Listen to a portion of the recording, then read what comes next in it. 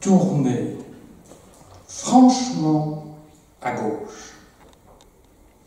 Notre petit-fils installé à l'arrière de la voiture avait été interpellé par cette injonction du GPS et d'ajouter du haut de ce 6 ans « Et fâché, la madame ?» Sans le savoir, il s'exerçait déjà à la grammaire. Chères intervenantes, chers intervenants, chères consoeurs, chers confrères, mesdames et messieurs, si vous aviez été du voyage avec le petit Hugo, vous l'auriez initié à la notion de contexte d'énonciation avec émetteur et récepteur. Mais aujourd'hui, vous êtes ici pour évoquer 3 grandes grammaires parues durant la pandémie, la Covid-19. La grande grammaire historique du français, parue en octobre 2020 chez De Gruyter à Berlin. La grande grammaire du français, publiée en octobre 2021 aux éditions Actes Sud, et l'encyclopédie grammaticale du français sur support électronique et initiée dès 2003, je crois, sous l'égide de feu Claire Blanche Benveniste. Grandes, elles le sont toutes. Et croyez le médecin que je suis, après examen médical minutieux, si leur indice masse corporelle témoigne d'un poids important, elles sont en excellente santé et n'ont pas encore été contaminées par le fâcheux virus. Ce symposium organisé par Marie-Josée Beuglin et Anne Carlier, que je remercie vivement, toutes 2 membres de notre académie, a bénéficié aussi de l'aide de la Sorbonne, du groupe Sens Texte Informatique Images et du soutien des éditions Actes Sud et de Gruyter. Au nom de notre institution, je les en remercie, comme je remercie celles et ceux qui interviennent et participent aujourd'hui à ce symposium au Palais des Académies. Vous le savez, outre qu'elle soit une terre d'exil, la Belgique est, depuis Maurice Grévis et son premier précis grammatical de grammaire française, paru en 1939, une terre où la grammaire est cultivée avec grand soin. Si notre académie n'a pas élu en son sein ce fils de maréchal Ferrand et d'une couturière, c'est que Maurice Grévis lui-même avait choisi de rester à l'écart. Il en sera autrement avec Joseph Hans et son dictionnaire des difficultés du français moderne. Plus près de nous, et pour les avoir fréquentés avec bonheur une vingtaine d'années durant, je vais citer ici 2 de nos confrères. Notre ami si proche, Marc Wilmet, et sa grammaire critique du français ou son participe passé autrement, ainsi qu'André Gauss et le bon usage, initié par Grévis justement, son beau-père. Ce volume est d'ailleurs entré plus d'une fois dans la littérature et je ne résiste pas au plaisir de vous citer 2 fragments de livres parus cette année 2022. Alors le premier, c'est extrait de La Récitante de Ève-Marie Desplaces, dont on sait que c'est simplement un pseudo, peut-être une autrice ou un auteur déjà connu. Et je la cite. « Je lui jouais un peu de flûte, des sonates de Bach, Handel, Leclerc, Blavet, dans lesquelles il guettait des figures de la langue du XVIIIe, le plus beau français qui n'ait jamais été parlé selon lui. Il aimait mieux, je crois, que je lui fasse la lecture, surtout le littré et le bon usage de Grévis, qu'il préférait à la plupart des romans, sauf Pnine de Nabokov, pour qui il avait prédilection. Et aussi, extrait de « Arrête de râler », cet aphorisme intitulé « Grammaire des profondeurs ». Je le cite. « Ceux qui emploient « car », là où parce que est requis, devrait être jeté dans le premier fleuve venu avec un volume du bon usage au pied. C'est de Pascal Durand, professeur à l'Université de Liège et auteur de ces brèves. Il a peut-être dû, ou certainement dû, voir nombre de bons usages dans le lit de sa Meuse liégeoise. Et notre confrère Georges Kléber, qui vous salue toutes et tous, mais ne pouvait être là depuis Strasbourg, à ce mot que je lui donnais de Pascal Durand, m'a envoyé ceci. Georges Kléber, grand pourvoyeur aussi d'aphorismes. Voici le sien. Si le parce que véhicule la cause, c'est par contre le car qui la transporte.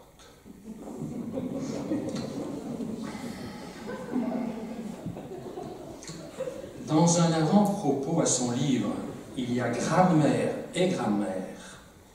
Marc Ouimet avait emprunté au petit Nicolas de René Goscinny cette phrase que je cite pour conclure. Silence, a crié la maîtresse.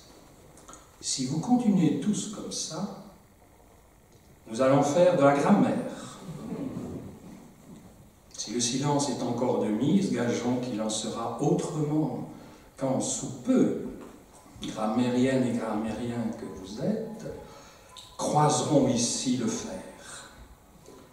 Soyez toutes et tous les bienvenus, et puisque vous êtes là, nous allons faire de la grammaire.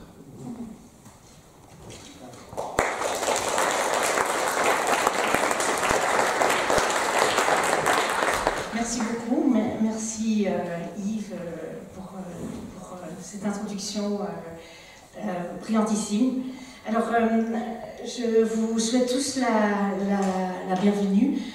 Ce symposium est l'occasion de marquer un moment très important et exceptionnel pour la grammaire française, à savoir que 3 grands projets de grammaire conduits par une équipe, donc le fruit d'une collaboration, viennent à peu près en même temps à aboutissement. Et donc, je pense que ce symposium doit aussi être l'occasion de fêter ce grand moment pour la grammaire française. Et c'est en même temps, c'est comme ça que nous l'avons conçu dès le départ, une occasion pour faire débattre entre les porteurs et les collaborateurs de cette grammaire. Donc, il s'agit aussi ce sont 2 projets qui sont complémentaires, qui ont aussi des visées différentes, et donc je pense que ça peut être très intéressant d'abord de débattre ce débat pour les gens qui ont collaboré, mais de se donner aussi en spectacle en quelque sorte au moment de ce débat.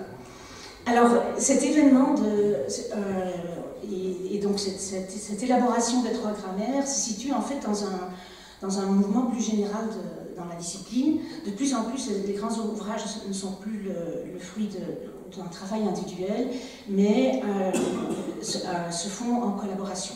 Vous connaissez tous dans le domaine des sciences du langage les grands manuels, comme les Oxford Handbooks of Syntax, etc.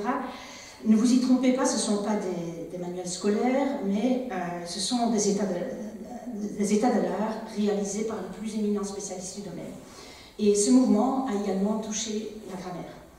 Alors, dans le domaine des langues romanes, si je me trompe, ce sont les Italiens qui ont été les premiers à s'engager dans ce mouvement.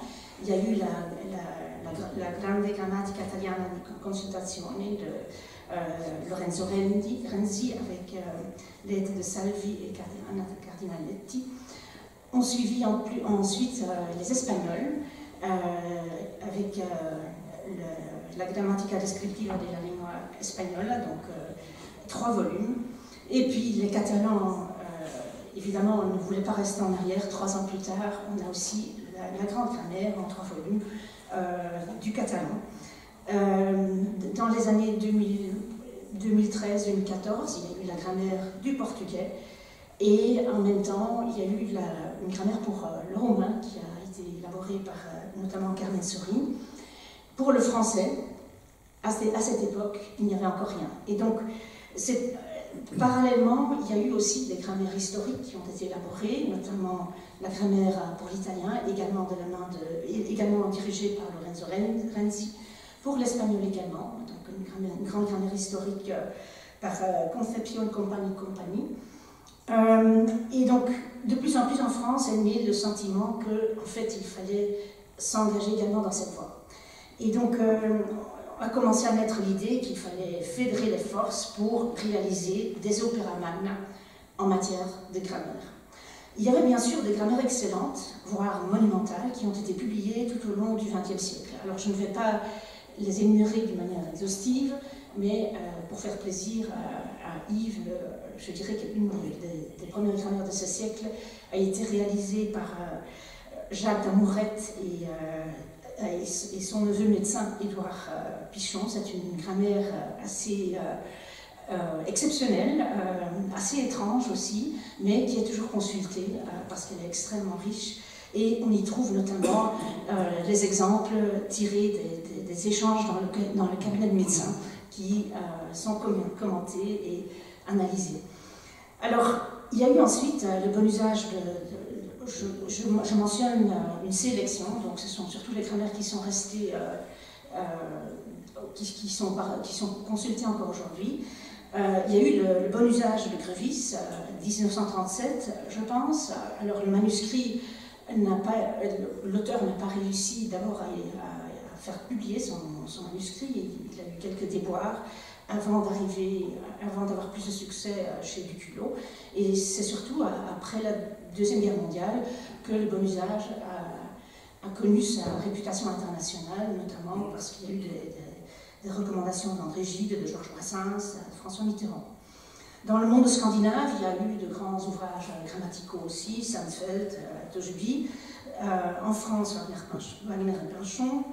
La grammaire d'aujourd'hui, la grammaire méthodique du français, la grammaire critique du français de Marc Hulmet, qui a été mentionnée, et la grammaire de la phrase de Pierre Le Goffy, et j'en passe. Donc, il y a eu pas mal de productions en grammaire, mais c'était à chaque fois donc, des ouvrages d'un individu ou de deux auteurs. Dans le domaine de l'histoire de la langue, nous avons évidemment la monumentale histoire de la langue française de Ferdinand Brunot, dont la publication a commencé au début du XXe siècle. Ensuite, l'ouvrage plus maniable de Christian Marcalenizia et Jacqueline Picoche, Histoire de la langue française, et puis toute une série de grammaires portant sur des époques précises. Mais donc, jusque 2020, aucune grammaire de cette ampleur. Et donc, aujourd'hui, nous fêtons donc ce changement révolutionnaire, c'est-à-dire le fait que le français s'est enfin doté de grammaire, de plusieurs grammaires en même temps, du même niveau que ce qu'on connaît pour les autres langues en même. Donc je vais donner tout de suite la parole aux porteurs de ces projets, mais je laisserai d'abord la parole à Marie-Josée Béguin. Donc,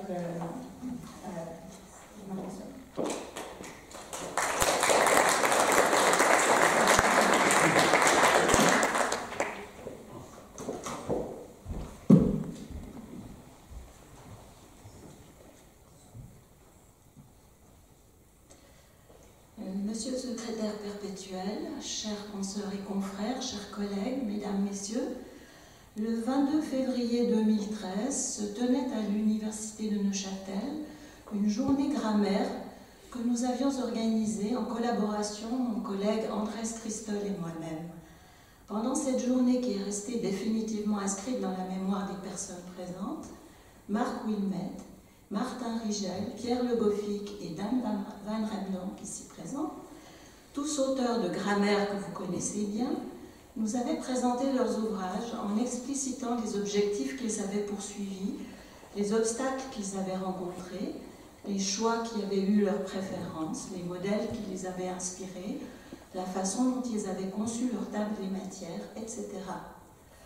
En les écoutant avec un sincère émerveillement, je dois l'avouer, j'étais très loin de me douter qu'un peu moins d'une décennie plus tard, nous nous retrouverions ainsi à Bruxelles, dans les superbes locaux de l'Académie royale, pour une présentation des 3 grandes entreprises grammaticales qui sont au programme de ce symposium.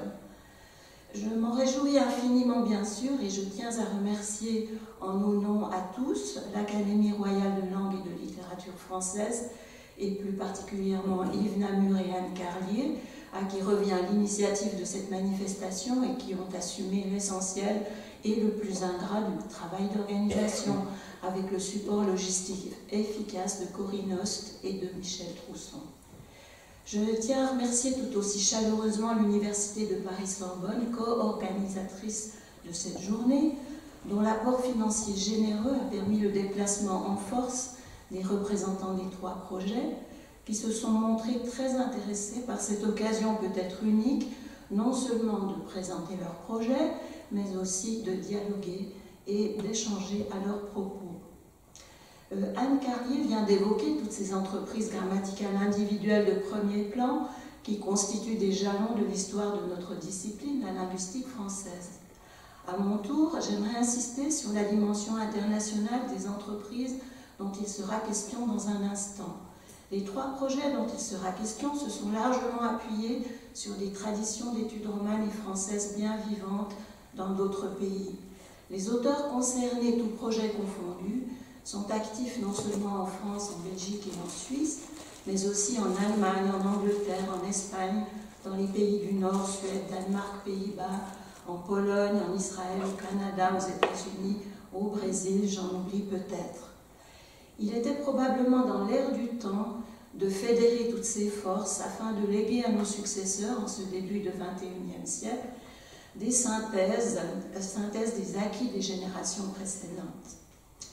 Ce n'est sans doute pas un hasard, on l'a dit déjà, que ce symposium était organisé en Belgique, le pays du bon usage de Grévis-Ségos, le pays des difficultés de la langue française de Joseph Hans, le pays de l'indispensable grammaire critique du français de Marc Wilmette, si unique en son genre, pays où travaillent tant de spécialistes renommés de la linguistique française, dont quelques-uns sont d'ailleurs réunis dans cette salle. L'intérêt qui s'exprime depuis si longtemps pour les questions de langue en Belgique, mais aussi dans le pays d'où je viens, la Suisse, le pays de Ferdinand de Saussure, est peut-être lié au statut périphérique et plurilingue de ces 2 pays. Ce statut périphérique par rapport à la France va de pair, a-t-on l'habitude de dire, avec un certain sentiment d'insécurité linguistique. Mais il va de pair aussi et surtout, je crois, avec une sensibilité particulière au fait de variation linguistique, à la diversité des usages, à la grammaire contrastive. Qu'il s'agisse du bon usage des façons belges de parler, de la grammaire critique, etc., quel sens incroyable de l'observation se manifeste dans ces ouvrages, alors qu'ils ont été élaborés à une époque où le recours au grand corpus informatisé n'était encore qu'une lointaine perspective. Pour leur témoigner notre admiration, nous souhaitons dédier à la mémoire de nos regrettés confrères André Goss et Marc Wilmette les échanges qui auront lieu aujourd'hui. Nous penserons très fort aussi aux membres des 3 équipes éditoriales que nous avons perdues en chemin, Peter Kor, Claire Blanche-Maléniste et Kerstin Jonasson.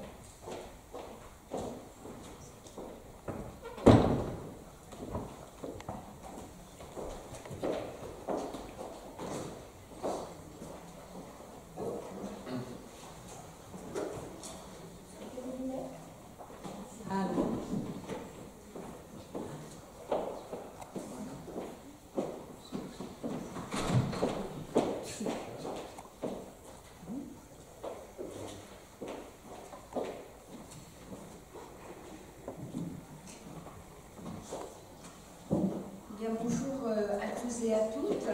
Je tiens tout d'abord à remercier très sincèrement l'Académie royale d'avoir organisé ce symposium et de nous donner l'occasion de présenter, en ce qui nous concerne, la grande grammaire historique du français. Ce sera une présentation assez rapide, nécessairement à 3 voix. Je commencerai, puis je passerai le relais à Bernard Combette et Tobias Scher enchaînera ensuite.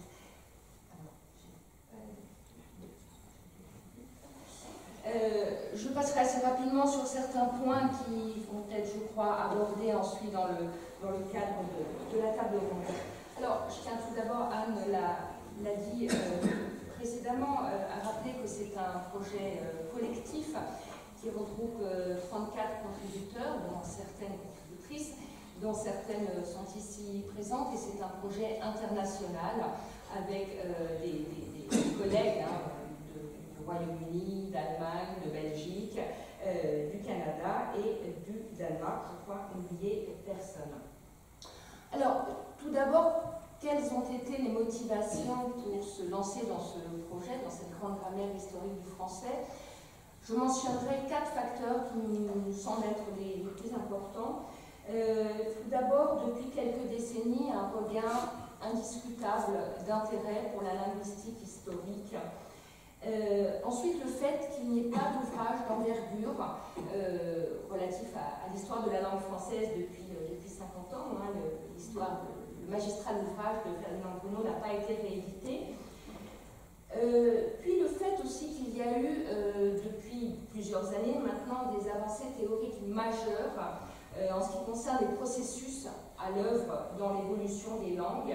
Et puis enfin, un point très important, depuis un demi-siècle, je dirais maintenant, la constitution progressive de très vastes corpus et évidemment des outils permettant de les exploiter, qui nous ont permis de renouveler l'analyse des données historiques.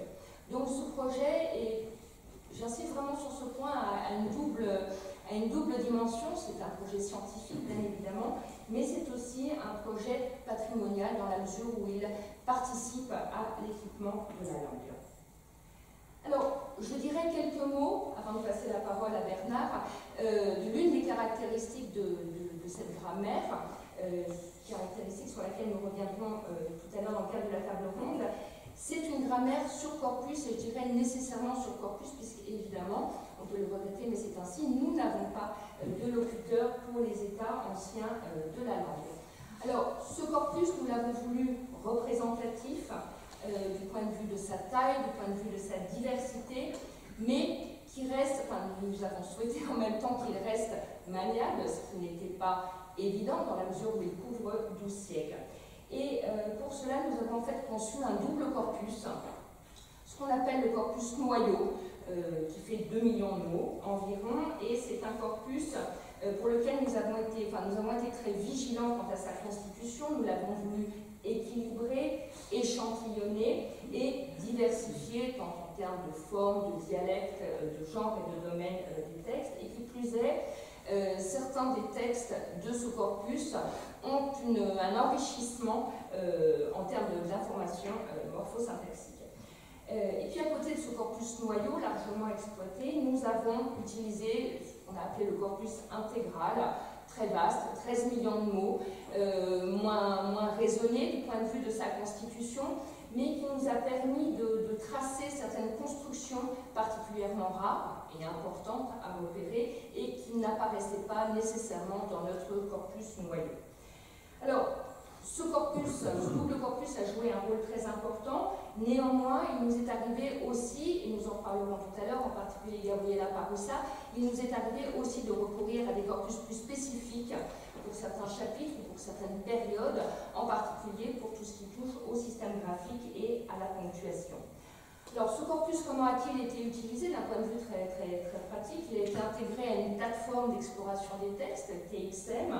Et puis, dans ce double corpus, nous avons opéré des relevés, procédé à des analyses de manière plus ou moins systématique, en fonction de la complexité des constructions.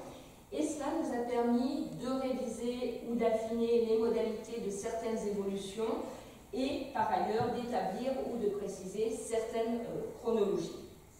Donc, ce corpus a joué un rôle absolument décisif dans la conception de la grande grammaire historique du français. Néanmoins, bien évidemment, nous n'avons pas fait table rase de ceux et celles qui nous ont précédés. Nous avons évidemment exploité aussi les études antérieures qui existaient et, le cas échéant, les données quantifiées qui les accompagnent. Voilà, je pense que nous pourrons revenir tout à l'heure sur la question du corpus. Je passe la parole à Bernard Cambet.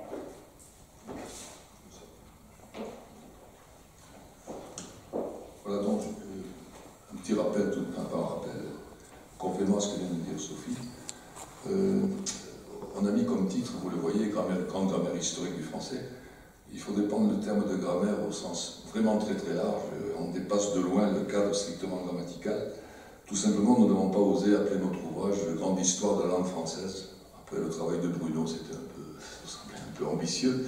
Donc le mot grammaire dépasse de loin ce qu'on appelle la grammaire d'habitude, puisqu'on a toute une partie sur la phonétique, enfin sur le lexique, sur la sémantique, je vais en parler rapidement. Donc bon, peut-être que le titre est un peu réducteur, enfin, les lecteurs s'habitueront, je pense, à ça. Voilà.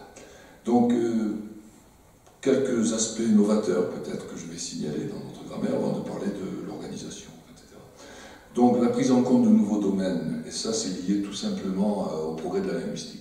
C'est-à-dire que depuis l'époque de Bruno, et même des époques plus récentes, la linguistique a énormément avancé, on sait bien, la linguistique générale, mais aussi la linguistique historique, avec des notions comme la notion de grammaticalisation, par exemple, etc., qui ont bouleversé quand même la façon d'approcher le changement linguistique. Donc on a dû tenir compte de tout ça, bien sûr. En ce qui concerne les points traités, vous retrouverez ce qu'on s'attend, les points classiques tout de même, la morphologie, la phonétique, la syntaxe, le lexique, pas de problème. Ce que nous avons ajouté ou développé plus que d'habitude, disons, ce n'est pas novateur en soi, mais c'est plus développé que d'habitude, et avec un regard assez nouveau, sur les codes de l'écrit, la graphématique, le système d'orthographe, de ponctuation, etc. L'histoire des graphies, qui existe dans beaucoup d'ouvrages, bien sûr, mais pas développé aussi amplement que nous l'avons fait, me semble-t-il, de façon aussi novatrice, bien sûr. La sémantique grammaticale aussi, ça pour le coup, c'est l'aspect, de mon point de vue, du moins, du point de vue des collègues, je pense, totalement novateur. D'habitude, la sémantique est souvent réduite à la sémantique lexicale, enfin, l'évolution du sens des mots, ça, c'est à peu près le faire, quoi. Mais la sémantique des relations grammaticales, alors, ça c'est plus original quand même, ça se fait, et du point de vue diachronique en particulier, c'est quand même particulièrement novateur. Par exemple, la sémantique de la référence, la sémantique des déterminants du nom, tout simplement. Enfin, ce qui n'est pas fait de façon aussi systématique et aussi importante, me semble-t-il, dans les ouvrages habituels, même assez récents, finalement. Voilà. Sur tous ces points, on a pris en compte, bien sûr, les avancées de la linguistique, etc. Un chapitre aussi, qui n'est pas novateur en soi, bien sûr, mais sur la pragmatique, enfin, sur l'énonciation, la textualité, l'importance des types de texte, etc. C'est souvent traité, ça, mais c'est souvent à propos de notions grammaticales dans les autres ouvrages. Pas que ça n'existe pas, bien sûr. Alors que nous avons fait un sort à part, des chapitres particuliers là-dessus, sur le discours rapporté, par exemple, en fait, l'évolution du discours rapporté, etc. Voilà. Un petit mot sur l'organisation, assez rapide, bien sûr, sur l'organisation de l'ouvrage. À première vue, on ne devrait pas en parler, pour une grammaire historique, il semblerait qu'il n'y ait pas de problème. On suit une chronologie. Bon, la grammaire historique, elle va du latin jusqu'à nos jours, des origines à nos jours, et puis ça va tout seul, comme Bruno l'a fait, etc. En fait, c'est pas du tout ce que nous avons fait. Bien sûr, c'est chronologique ce qu'on a fait, mais dans le fond, disons, ce qu'on a, sauf peut-être Nirop, il y a dans les années 20, à peu près 15, 20, avait fait déjà un peu comme ça quand même, nous ne traitons pas période par période. Ce que fait Bruno, c'est l'ancien français, premier volume. Puis on passe au français, moyen français, au 16e, au 17e, etc. Voilà. La plupart des grammaires sont comme ça, en fait. On passe d'un système à un système, d'une époque à une époque. L'expérience prouve, et l'observation des textes prouve que tout ne change pas en même temps. La phonétique ne va pas à la même vitesse que la syntaxe, il ne va pas à la même vitesse que le lexique. Enfin, je vais y venir dans une seconde, le problème des périodes est crucial. Voilà. Alors plutôt que de faire un passage de période à période, qui était assez artificiel, me semble-t-il, on a traité par domaine grammatical. À la limite, il faudrait faire une histoire de la syntaxe, une histoire de la phonétique, une histoire de la morphologie, etc. Ça serait assez logique. Mais on est rentré dans le détail, et donc on fait une histoire structurée sur, par exemple, les subordonnés. L'histoire des subordonnés en français, plus particulièrement les subordonnés temporels, les subordonnés causales, les subordonnés comparatifs, etc., etc. Et voilà, on avance par bloc linguistique. Ça nous a semblé plus réaliste par rapport à la chronologie. Plus logique que de faire de période à période. Et surtout, on a pensé à nos collègues, ça c'est très matériel, très pratique, à nos collègues linguistes qui ne sont pas diachroniciens, qui s'occupent du français moderne. On pense qu'ils auront plus d'avantages, en fait, plus intérêt à lire ça, des chapitres sur des points de grammaire, finalement. Ce qu'ils veulent savoir, c'est comment la négation évolue en français. C'est pas tellement comment on passe de l'ancien français au moyen français, ça. On on peut en parler, mais ce qui intéresse un linguiste, c'est quand même la négation d'où elle vient, où elle va, quoi. Le pronom relatif, comment il évolue en France, etc. Donc c'est cette optique que nous avons prise en faisant des chapitres structurés linguistiquement. Alors, le problème, c'est comment être entre deux, là. Éviter la grande généralité de Bruno qui passe d'un système global à un système global, ça pour nous c'est trop général, c'est pas raisonnable en fait actuellement, on ne peut pas travailler comme ça, bon, même si on fait des synthèses, après, bien sûr, des sortes de bilans, on ne peut pas démarrer comme ça. Et d'un autre côté, d'être trop particulier, parce que c'est bien beau de dire on va faire l'évolution des subordonnées temporelles, mais elles ont un rapport avec les autres subordonnées quand même. L'évolution de l'article en français, on l'a fait bien sûr, l'article défini, indéfini, etc. Mais c'est difficile de l'isoler de l'évolution des déterminants en général. Ça a à voir avec les démonstratifs, ça a à voir avec le reste, quoi. Donc il fallait naviguer entre deux, pas de trop grande généralité, et pas non plus des choses trop microscopiques qui seraient sorties des sous-systèmes et du système. Donc du coup, beaucoup de synthèses, beaucoup d'introductions qui cadrent les affaires.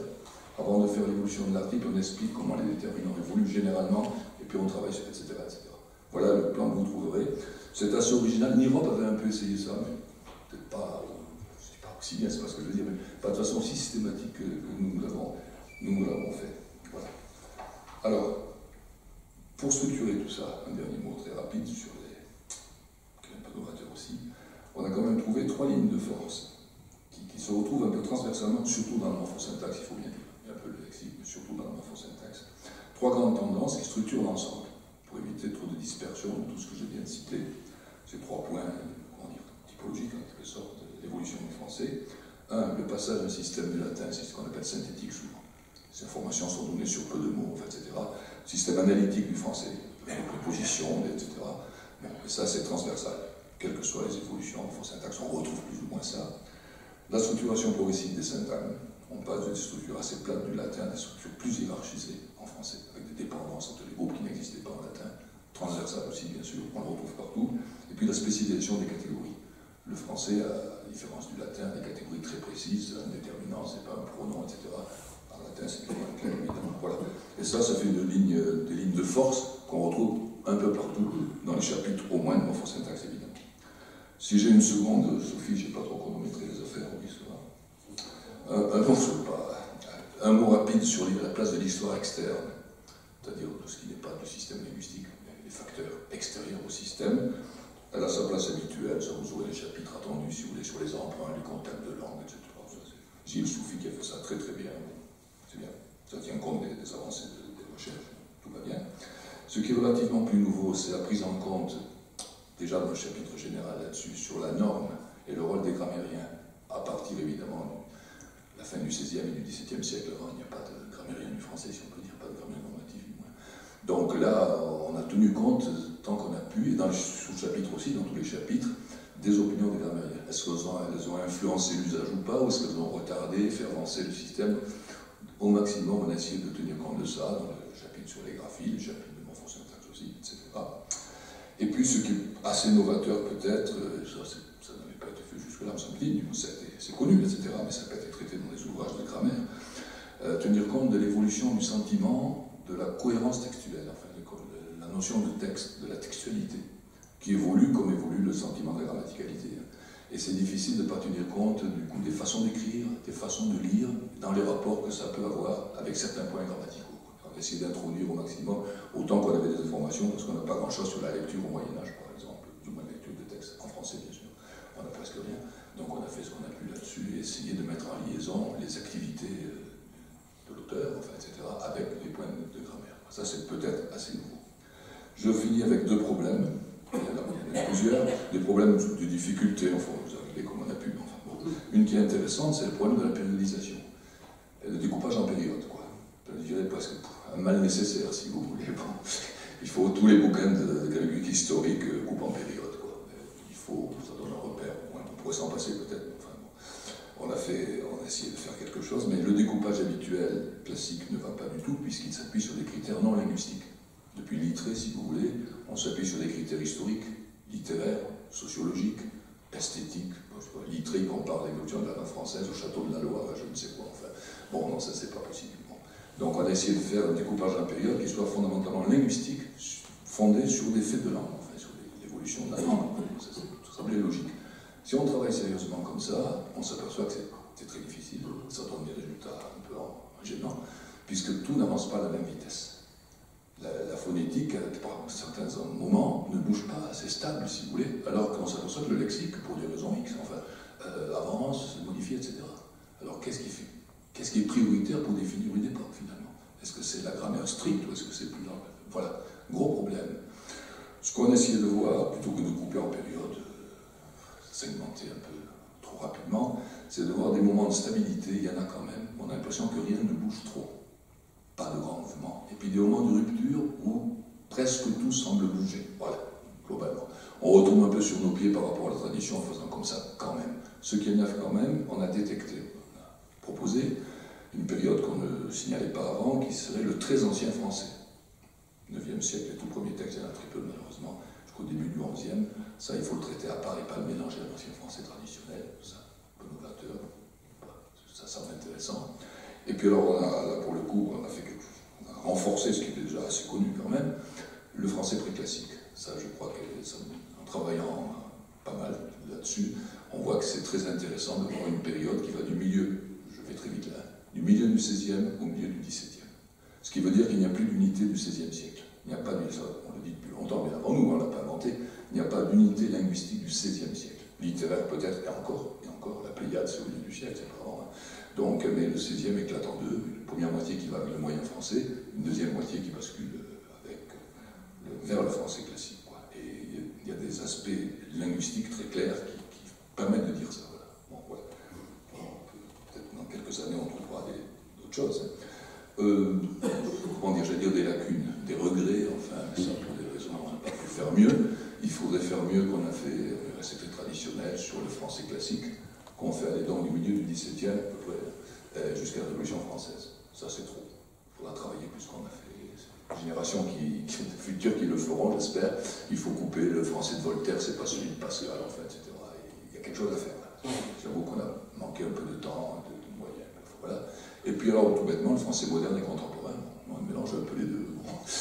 À quel moment passer au français contemporain année 1960, la Deuxième Guerre mondiale, voilà, bon, on est resté dans un flou artistique assez tranquille, mais il y a du gros travail à faire. Moi, c'est bon, on peut être un peu critique par rapport à ce qu'on a fait, avec un peu de recul. Là, il y a de l'amélioration à apporter, me semble-t-il. Alors, une des raisons qui font qu'on n'a pas fait maximum, je vais dire, on a fait ce qu'on a pu, enfin, bon, on pouvait faire mieux peut-être, et on l'a découvert en travaillant comme ça, c'est le manque de, comment dire, de collègues. En travaillant en groupe comme ça, on a bien tout regardé, et on s'aperçoit qu'il y a des périodes pour lesquelles on n'a aucun spécialiste, ni en France ni à l'étranger, ou très peu. Il y a des périodes qui ne sont pas étudiées. Alors on a pu le faire nous-mêmes dans certains cas, on l'a fait à plusieurs, etc. Mais on manque de spécialistes. L'ancien français, aucun problème. Surreprésenté. Pour des raisons françaises que je pourrais expliquer par ailleurs, institutionnelles, ça c'est autre chose. Moyen français, ça commence, ça va, il y a Robert Martin, il y avait Villemé, l'enfer, on a eu du monde là quand même, depuis un moment. Bon. Mais dès que vous allez vers le 16e livre, bon, ça va mal déjà là. Mais alors, 17e, 18e, et alors le 19e, c'est la totale, quoi. C'est le gouffre, il n'y avait personne. Alors les stylisticiens, bon, la stylistique, bien sûr, le style Victor Hugo, ça vous avez tout ce que vous voulez. Mais la langue, vraiment, au sens habituel, la grammaire, en fait, etc., il n'y a personne. Alors bon, on s'y est mis comme on a pu, mais il a fallu des années de plus, etc. Et il n'y a pas les travaux écrits non plus. Il n'y a pas des thèses, on ne peut pas s'appuyer sur des bouquins, ils ne sont pas. Ce n'est pas fait, il y a énormément de choses à faire. Voilà. Le dernier point, là, c'est le deuxième problème, c'est la terminologie, la nomenclature. Bon, là, je dois avouer qu'on a fait au plus simple, là. Déjà pour ne pas choquer le lecteur, pour que tout le monde puisse nous lire tranquillement, on n'a rien inventé de spécial. Les termes connus qui disent, vous les connaissez tous, bon, sujet, verbe, complément, pronom, article, etc. Voilà. Mais il y a un problème de fond qui est derrière quand même, hein, qu'on a pas escamoté, on l'a expliqué au passage, sans le régler en fait. Ce qui est difficile en diachronie, par définition, les catégories évoluent. C'est par définition, elles évoluent puisqu'on les étudie dans leur évolution. Le problème, c'est à quel moment, on a le droit d'appeler un article un article. Ça ne va pas de soi, hein. Pour l'article ça va. Et encore non, l'article partitif ça ne va pas du tout. Vous savez, je mange du pain, là, je sais pas quoi, le partitif du. Dire article partitif, c'est un anachronisme considérable à l'origine. C'est pas du tout un article, en fait, c'est la préposition de. Voilà. Donc, il y a un problème d'étiquetage, là, qu'on a soulevé, d'ailleurs. Alors, bon, nous, on a surtout étudié le changement, pas tellement les étiquettes, on n'a pas attaché une grande importance, mais tous les mots qu'on a utilisés, moi, le mot phrase, c'était redoutable. Enfin. Voilà. Alors, c'est un peu, comment dire, la facilité, je sais bien, il y a des guillemets de temps en temps. La phrase entre guillemets. Bon, vous comprendrez, c'est au second degré, quoi, mais comment dire autrement, quoi, parce que ce ne sont pas des phrases qu'ils écrivaient, certains autres, c'est pas des phrases, en fait. Alors qu'il y a la proposition qui fait problème, la période fait problème aussi. Tous ces mots font problème, on essaie de s'en servir comme on pouvait, mais enfin, c'est très compliqué. Donc là, il y a un gros problème sur la nomenclature en diachronie. Bon, comme on voulait faire quelque chose de assez consensuel et pas trop perturbant pour le lecteur, on a adopté une solution tranquille et classique, si vous voulez, mais il y a un gros problème derrière, me semble-t-il. J'ai trop parlé, donc je laisse. Si,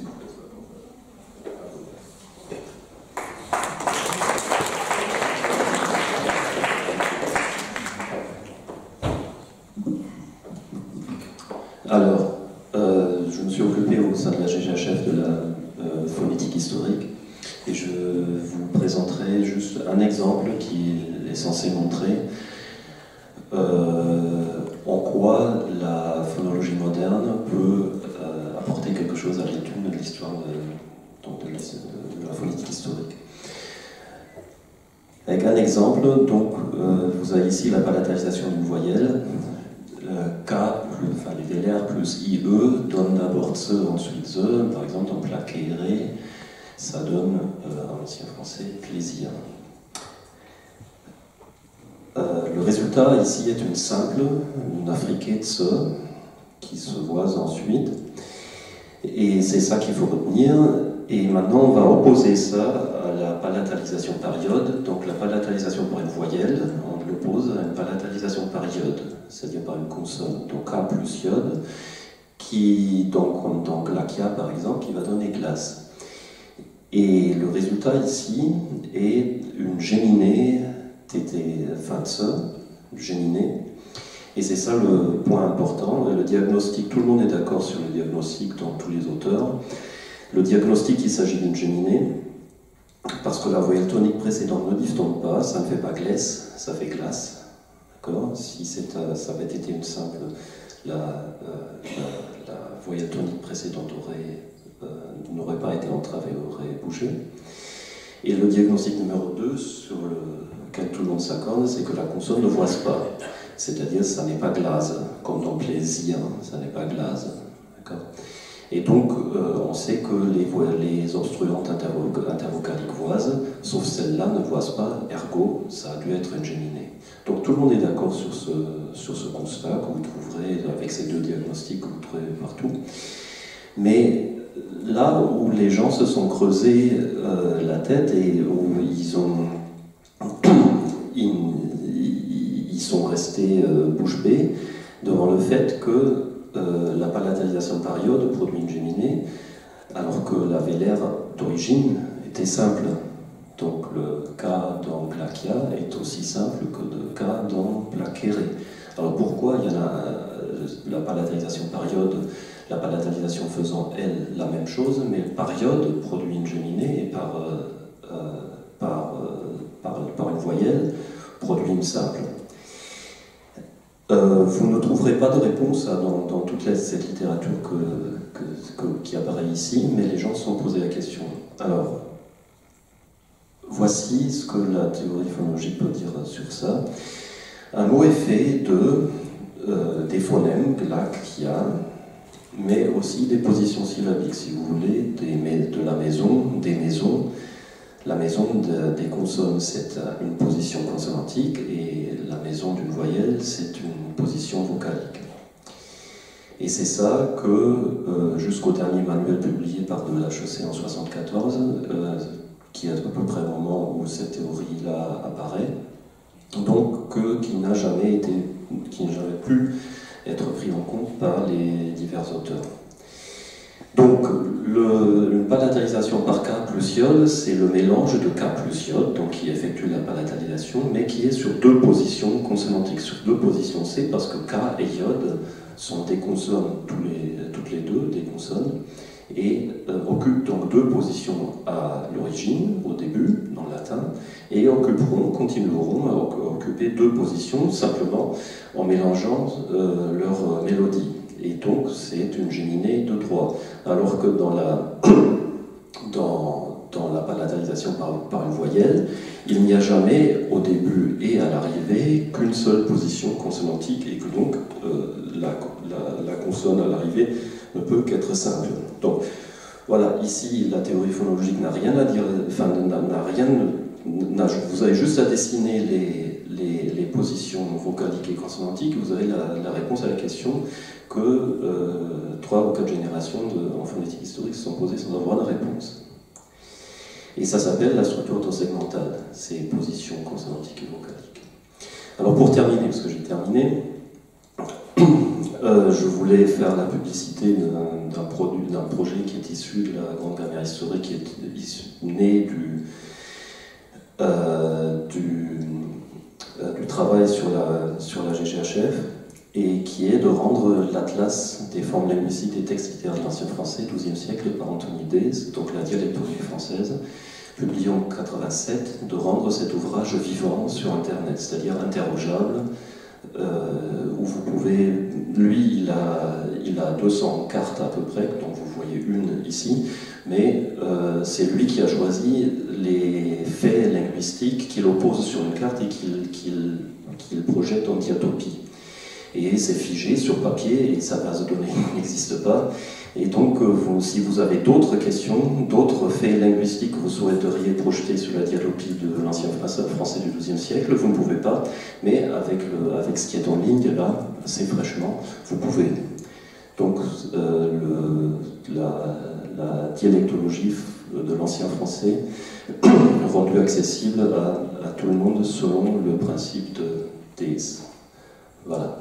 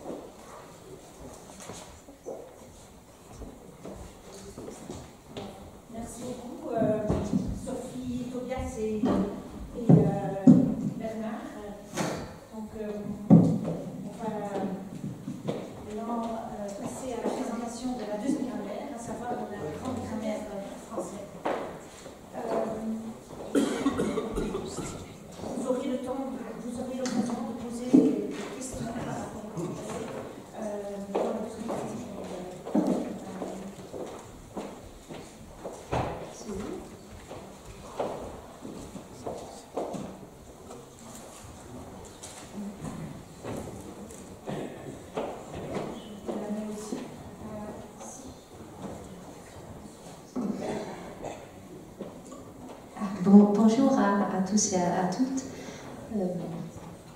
Donc je suis ravie de vous présenter donc la Grande Grammaire du français avec certains auteurs qui sont ici, dont Bernard Combette, qui est aussi auteur de la Grande Grammaire du français. Il est aussi auteur du 3e projet, donc il est vraiment indispensable.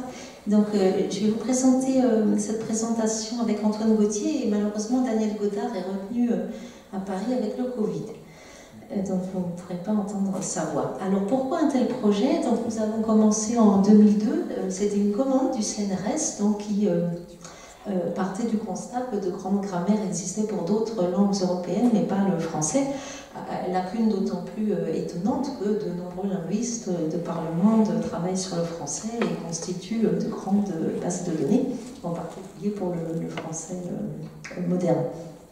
Donc c'est un projet que nous avons piloté à 4 avec Daniel, Antoine et Annie Delaveau, qui réunit donc une soixantaine d'auteurs linguistes d'une trentaine de pays différents, et que nous avons choisi en particulier parce que c'était des spécialistes de phonologie, de syntaxe, de sémantique, de sociolinguistique. Comme disait Bernard, nous entendons grammaire au sens large, donc la combinaison des mots en phrase et le sens qu'ont ces phrases, mais aussi la combinaison des phrases en discours. Je veux dire que nous avons choisi un éditeur généraliste, donc Actes Sud, que vous connaissez plutôt comme éditeur littéraire, parce que nous voulions toucher un public plus large que le public habituel des ouvrages de linguistique. Donc ce sont voilà, certains des auteurs qui sont dans la salle. 23 ne sont pas français, si j'ai bien compté, 7 sont belges, 3 sont canadiens et 2 sont en poste en Suisse. Alors, l'organisation de l'ouvrage, donc en 2 volumes, est assez classique. Une introduction, 20 grands chapitres correspondant à des catégories syntaxiques comme le verbe, le nom. Nous avons aussi des chapitres plus sémantiques dont on reparlera peut-être tout à l'heure, la détermination, la quantification, le temps, le mode, l'aspect. Un chapitre sur la forme sonore des énoncés, un chapitre sur le discours, un chapitre sur la ponctuation.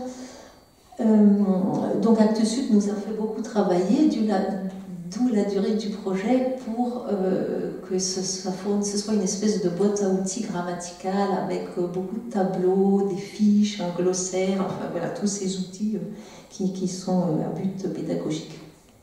Une partie de l'ouvrage est en retrait, donc ce sont les parties plus spécialisées où on discute des analyses. C'est à peu près entre un tiers et le quart, et le reste est pour tout le monde. Donc l'ouvrage est en 2 volumes. Il y a aussi une édition en ligne sur abonnement, enfin avec 15 jours d'essai gratuit qu'on vous présentera tout à l'heure.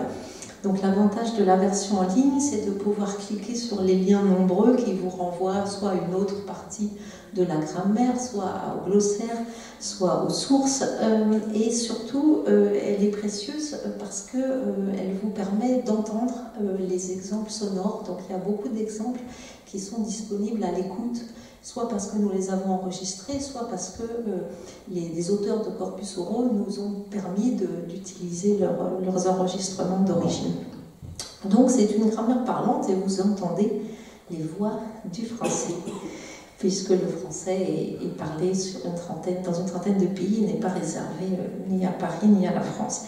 Alors nos objectifs, c'est de définir un cadre d'analyse cohérent pour la diversité des usages, donc contemporain, à partir de 1950. On a mis la limite en 1950, parce que c'était un demi-siècle quand on a commencé, en 2002. Bon, maintenant ça fait 70 ans, puisqu'on va jusqu'en 2020. Donc écrit oral en France, hors de France. Donc en tant que linguiste, voilà, on présente un état des lieux des usages représentatifs. On n'est pas là pour recommander ou déconseiller tel ou tel usage, mais on rappelle quand même ce que dit la norme. Quand la norme dit quelque chose, donc il faut quand même savoir si on emploie et si on dit le livre que j'ai besoin, que la norme recommande le livre dont j'ai besoin, mais on explique aussi pourquoi la relative en que s'entend ou même se lit. Donc répondre aux questions variées des professionnels, des curieux, des amoureux de la langue, et répondre autant qu'on peut à ce sentiment d'insécurité linguistique qu'ont même de jeunes Français dont c'est la langue maternelle et qui disent « Ah non, moi je ne sais pas parler, j'écris pas bien ». Donc on rappelle la norme, mais on explique comment les usages réguliers qui s'en écartent s'inscrivent dans le grand système grammatical. Et puisque, comme disait Montaigne, cité par Grevis, chaque usage a sa raison d'être. Depuis le temps qu'on vous dit de mettre ne, si vous ne le mettez pas, c'est parce qu'il y a une évolution de la négation, donc il faut expliquer le système avec et sans ne. Donc la terminologie aussi, on a fait un travail pour stabiliser une terminologie qui est souvent variable d'un ouvrage ou d'un linguiste à l'autre. Il y avait beaucoup de propositions. Donc je crois qu'on a fait comme les collègues, c'est-à-dire garder des termes traditionnels comme nom, verbe, phrase, sujet, et on essayait de les définir de façon très précise pour que voilà, les propriétés associées soient utilisables à l'écrit, à l'oral, dans les écrits internet. Et on définit tout ça dans un glossaire. Et bien sûr, on fait une correspondance avec la terminologie scolaire pour que les enseignants s'y retrouvent. Donc par exemple, on a 11 catégories pour les parties du discours, donc adjectif, adverbe, nom. On a conjonction de coordination, mais subordonnant plutôt que conjonction de subordination pour bien montrer la différence.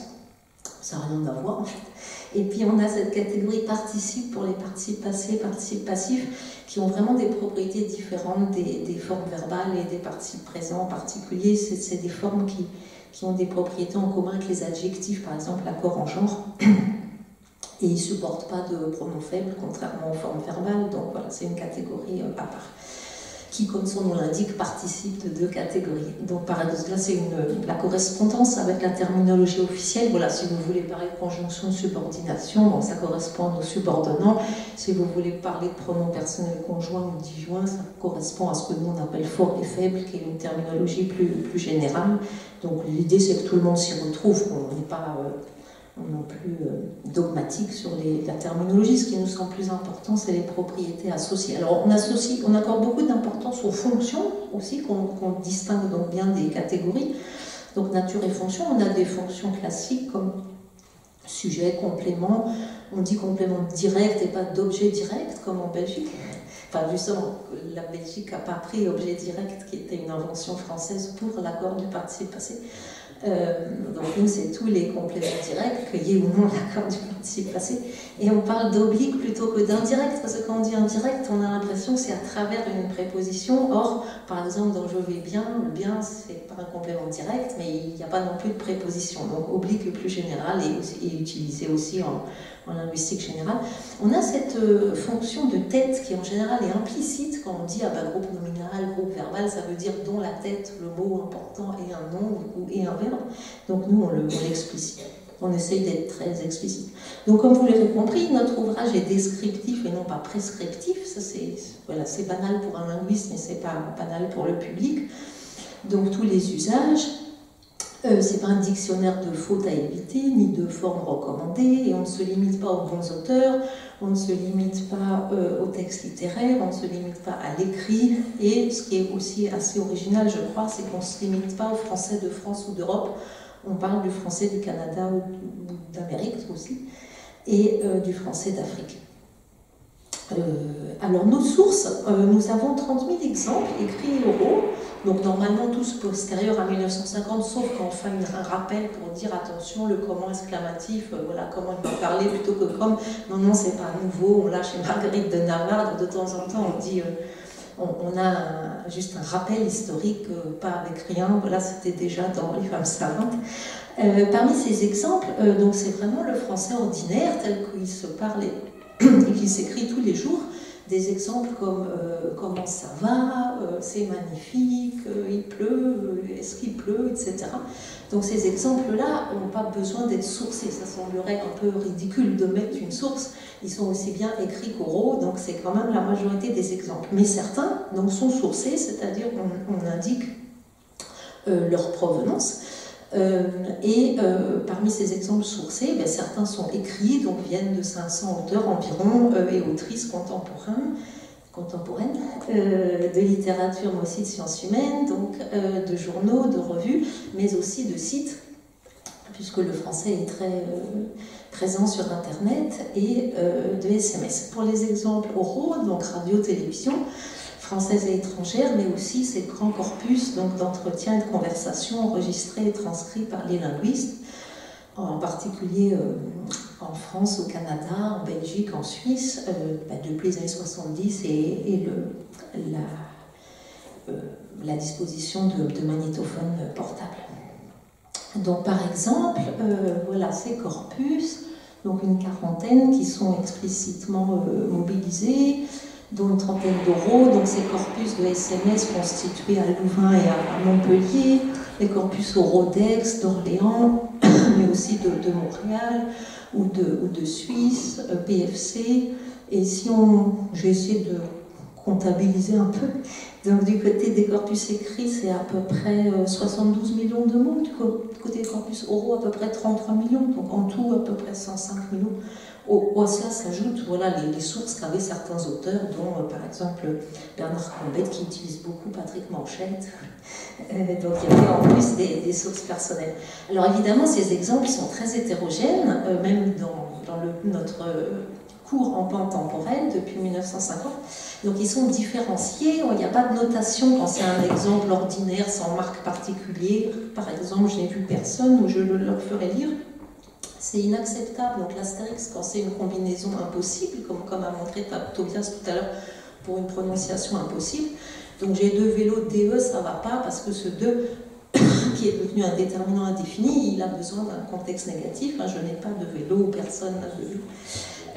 Donc le dièse, c'est aussi une notation classique en linguistique. C'est pour une anomalie d'interprétation. Il n'a pas 2 enfants, mais seulement 3. C'est possible dans un contexte imaginaire où 3 serait inférieur à 2, donc c'est un problème de sémantique plus que de syntaxe. Et le pourcentage qui est très important, qui est utilisé dans la grammaire de l'anglais pour dire qu'il y a de la variation. Donc par exemple, je les ferai le lire, c'est quelque chose de banal pour certains en Normandie ou dans le Massif central, sans doute ailleurs, mais c'est pas partout. Il y a des locuteurs, dont Daniel et moi, pour qui c'est très étrange.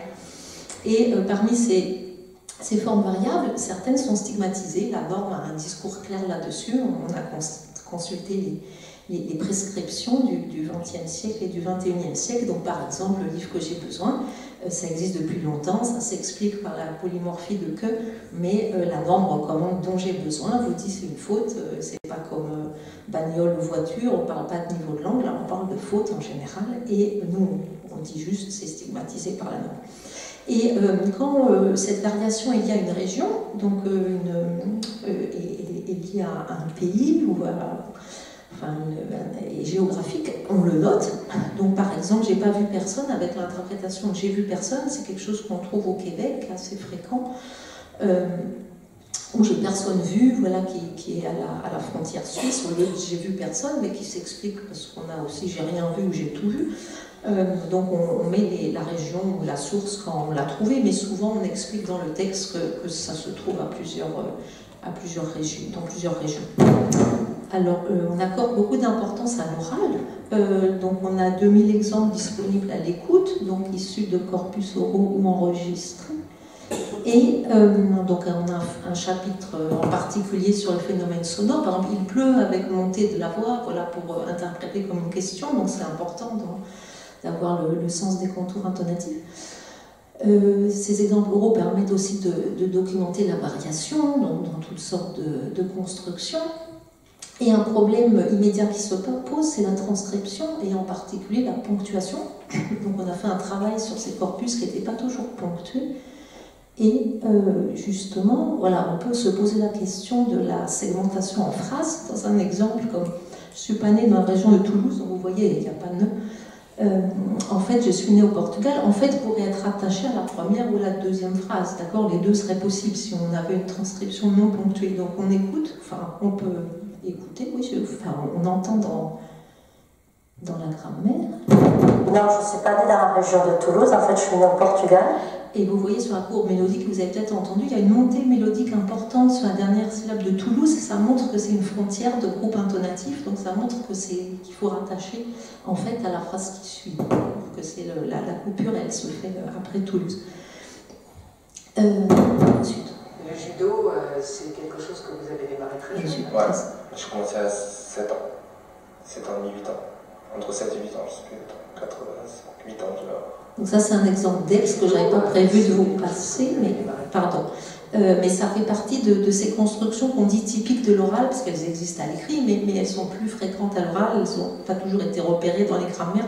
Le fait qu'on puisse mettre en première position, antéposer un complément direct, 8 ans je devais avoir, donc c'est dans un contexte de dialogue, quel âge vous aviez, donc c'est ce qu'on appelle une focalisation, et ça se trouve dans d'autres langues du monde aussi. Alors, l'oral, très important, la variation régionale aussi, donc on a des exemples par exemple du Québec. Un Christ de char, ma Christ de propriétaire. Donc ça c'est Montréal. Les intensifs de haut degré, la variation est vivante, fort au nord de la France et en Belgique, fort bien, cher dans la région lyonnaise, cher bien, tarpin bien, gavé bien, voilà, avec les régions qui correspondent. Donc on n'a pas un chapitre sur la Belgique, un chapitre sur le Québec, non, pour chaque phénomène, les adverbes, les pronoms, les interrogatifs, on dit quelle est la variation et les différentes régions où on la trouve, parce que, à vrai dire, fort, il est aussi donné comme typique du français en Nouvelle-Calédonie, donc souvent on retrouve les mêmes variations à des endroits différents, soit historiquement liés, comme la Belgique et la Belgique et le Congo, soit sans lien évident entre eux. Donc, par exemple, oui, un petit peu de français d'Afrique, quelième pour combientième, on hésite un peu, il y a combientième, quantième en Belgique, quelième au Cameroun. Donc on la trouve au Cameroun, ça ne veut pas dire qu'il ne soit pas ailleurs. Un Christ de... Alors, donc la Belgique, j'ai regardé dans l'index, qui est assez fourni. On a Bruxelles, on a Liège, on a Andéan, cette préposition qu'on ne connaît pas en France, que moi je ne connaissais pas, donc qui a aussi bien, qui veut dire dans la limite de, dans un délai de, jusqu'à, donc ça peut être temporel ou locatif. Andéan, la huitaine. Et puis il y a d'autres emplois, des prépositions locatives qui sont documentées en Belgique, en rue, pour dans la rue ou sur la rue. On a les pronoms personnels qu'on dit complexes, nous autres, vous autres, eux autres. On dit les formes sont utilisées en Belgique et au Québec. Et là, je reviens du Québec et j'entendais beaucoup de eux autres. Et puis, il y a ce au plus qui avait été repéré en Provence au lieu de plus, et qui est aussi assez fréquent en Belgique. Enfin, on l'a trouvé. Alors, encore la Belgique, donc là c'est les temps verbaux et les périphrases verbales, donc c'est occupé Karl Veters, donc il en parlera peut-être, donc l'imparfait préludique, l'infinitif substitut, donc ça Grovis en parlait, quand on coordonne un infinitif avec une phrase à verbe conjugué, ils partagent le même sujet.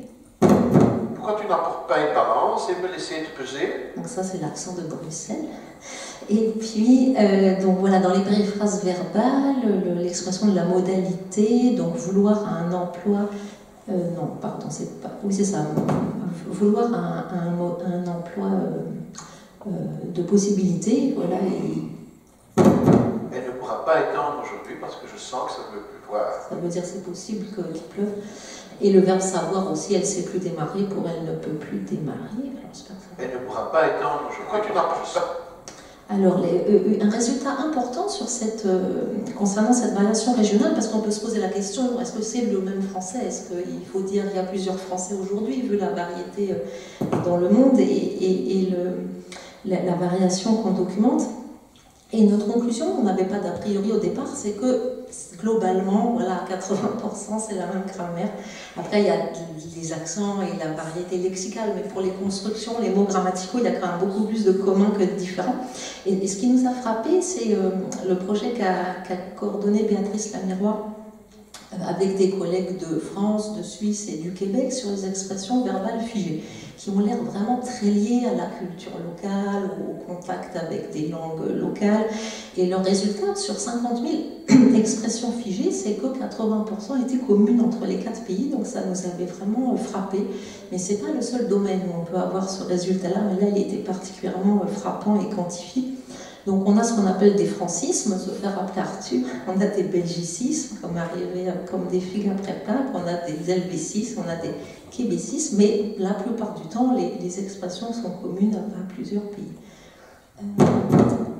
Je laisse la parole à Antoine. Merci Anne.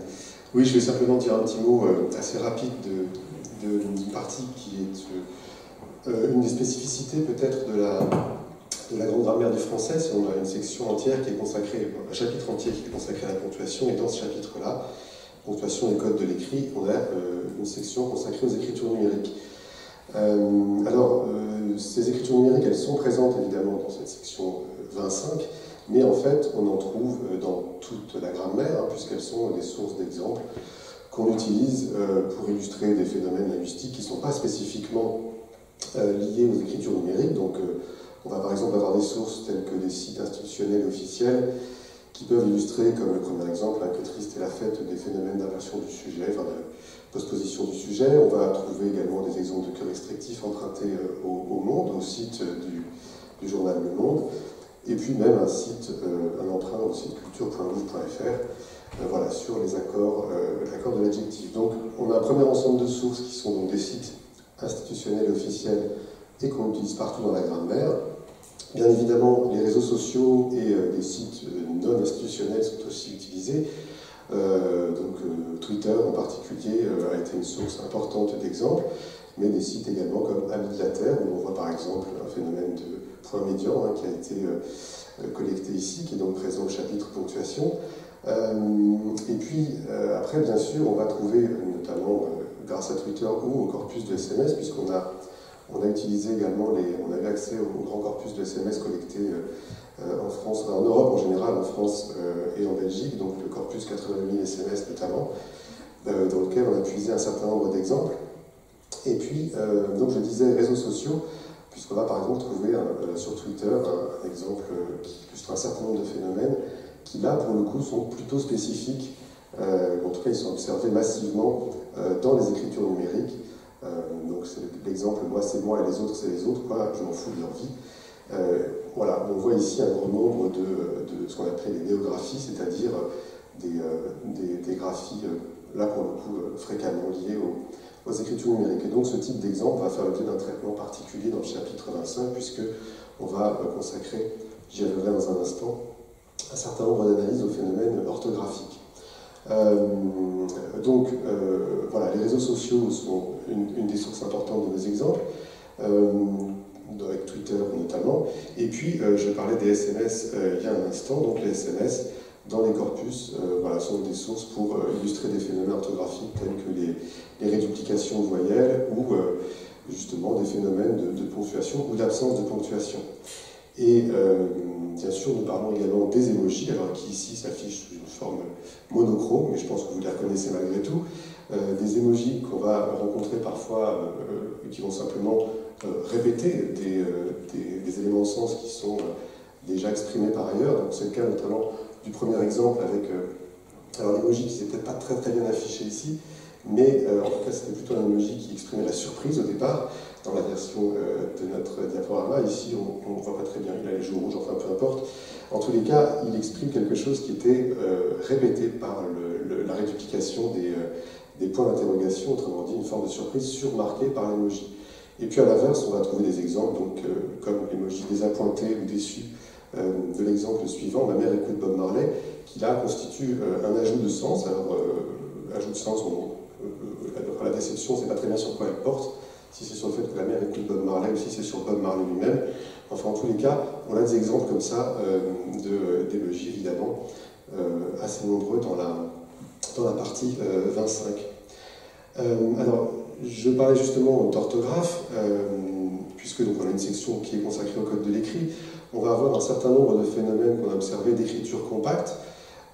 D'écriture compacte, donc on va trouver, évidemment, on peut en trouver dans des sites web, dans des sources écrites numériques, mais aussi dans la littérature, comme par exemple l'exemple de Guibert avec le E entre parenthèses, et puis donc des phénomènes justement de parathésage sur les blogs, le droit au sommeil, notamment avec les incompétents entre parenthèses, ou j'ai parlé tout à l'heure du point médian dans les écritures, certains types d'écriture inclusive, dont nous parlons donc un petit peu dans le chapitre 20. Et puis, pour finir sur les codes graphiques, on a essayé d'avoir un relevé très méthodique et des descriptions assez précises des phénomènes qu'on peut rencontrer dans les écritures numériques. Donc là, notamment, on a le cas des écritures consonantiques, donc un certain nombre d'abréviations, d'abrègements qu'on a relevés et qu'on a essayé de classifier, donc évidemment tout ça en s'appuyant sur des phénomènes relevés dans les corpus. Alors, il me reste un tout petit peu de temps pour vous présenter rapidement l'édition en ligne de la Grande Grammaire du Français, puisqu'une autre nouveauté de cette Grande Grammaire du Français, c'est qu'elle dispose d'une édition accessible en ligne via Internet. Et cette édition en ligne, comme l'a montré Anne tout à l'heure, hein, elle apporte évidemment un certain nombre de choses à l'édition papier. Elle en est la réplique fidèle d'un point de vue graphique et du point de vue du contenu. Hein. Pour qui connaît bien l'édition imprimée, eh bien, il ne sera pas perturbé par la mise en page de l'édition en ligne, hein, qui est similaire. En revanche, évidemment, on a un certain nombre de fonctions qui ont été ajoutées par le passage en ligne, donc des fonctions notamment de navigation hypertextuelle, de recherche avancée, etc., que je vais vous présenter très très brièvement. Donc voici une page typique de la Grande Grammaire du Français édition en ligne, où vous remarquez donc, parmi les petites nouveautés, ici en haut un bandeau d'onglets qui vous permet de naviguer directement dans les principales parties fonctionnelles de la grammaire, c'est-à-dire la grammaire elle-même, mais aussi les fiches, l'index, le glossaire, les sources, la bibliographie et puis les correspondances terminologiques qu'on peut même télécharger pour l'avoir toujours sous la main. Et puis on a également, comme il s'agit donc d'une édition en ligne, eh bien, on a une table des matières dynamique qui s'ouvre et se ferme au fil des recherches, et selon l'endroit où on clique, la table se déplie pour nous permettre de voir un petit peu à quel degré de profondeur on est dans l'investigation dans la grammaire, mais on a malgré tout un fil d'Ariane en haut qui permet de toujours savoir où on se situe dans l'architecture de la grammaire. Et pour terminer sur cette diapo, comme vous le voyez, la structure est similaire, on retrouve les mêmes encadrés, on a également, même si ici on n'en voit pas, les retraits sont également mis en évidence de la même manière, et puis on va avoir, en revanche, là pour le coup, des liens, des renvois qu'on voit ici, donc notamment des renvois qui sont cliquables et qui permettent de naviguer immédiatement d'une section à l'autre, d'un paragraphe à l'autre même, sans avoir à manipuler les 2600 pages de la grammaire. Alors, comme je le disais, on trouve les mêmes choses, c'est-à-dire qu'on va trouver par exemple les fiches. Alors les fiches ont été conçues comme eh bien, une synthèse de ce qu'on trouve dans la grammaire, mais aussi en fait une porte d'entrée à de multiples endroits de la grammaire pour un certain nombre de mots. Alors, je ne sais plus combien on en a exactement, mais je crois que... Oui, voilà, 54 fiches. Hein, donc on a, j'allais dire plus d'une cinquantaine, mais donc précisément 54 fiches qui permettent comme ça de rentrer à différents niveaux dans la grammaire, avec à chaque fois donc, des liens et de navigation qui permettent d'ouvrir autant de pages, autant d'onglets qu'on le veut pour explorer le mot nom, par exemple. On va également avoir un index, alors un index extrêmement riche aussi, qui permet, eh bien, qui comporte à la fois des métatermes, mais aussi des lexèmes, des mots que l'on peut rechercher directement. Et puis donc, chacune des petites icônes figure donc un lien de renvoi à une des pages de la grande grammaire. Donc là aussi, c'est un moyen de navigation extrêmement précieux et pratique. Le glossaire, Anne en a parlé tout à l'heure, donc il se présente voilà, là aussi de manière tout à fait similaire à celle de la version imprimée. Petite différence, c'est qu'évidemment là, tous les liens sont cliquables et donc on a un système de renvoi interne au glossaire qui permet d'élucider chacun des termes qui sont ici soulignés. Et puis pour terminer, donc, il y a d'autres fonctions que j'ai pas eu le temps d'évoquer jusqu'à présent, mais qui sont tout aussi importantes. Alors évidemment, le moteur de recherche permet de rechercher précisément certaines formes, mais aussi d'étendre à des formes d'un même lemme, par exemple. On peut rechercher des expressions exactes, et exclure un certain nombre de mots, et puis on peut délimiter un certain périmètre de recherche, donc se limiter aux fiches, se limiter au glossaire, se limiter aux exemples. Donc si on cherche un terme en particulier dans un exemple, eh bien c'est possible avec le menu qu'on voit ici à gauche. Et enfin, parmi les petites fonctions qui sont liées au fait qu'on ait un abonnement, qui sont des fonctions très intéressantes, même si l'icône qui permet d'y accéder est un peu discrète en haut à droite de la page de navigation, tout abonné dispose de la possibilité de retenir un certain nombre de favoris, donc de mettre des pages en favoris, d'imprimer des sections en PDF, de retenir des sections en plein texte, d'annoter également la grammaire, donc pour se constituer eh bien, un ensemble de clauses et de parties préférées pour sa propre expérience de la grammaire. Voilà, je vous remercie.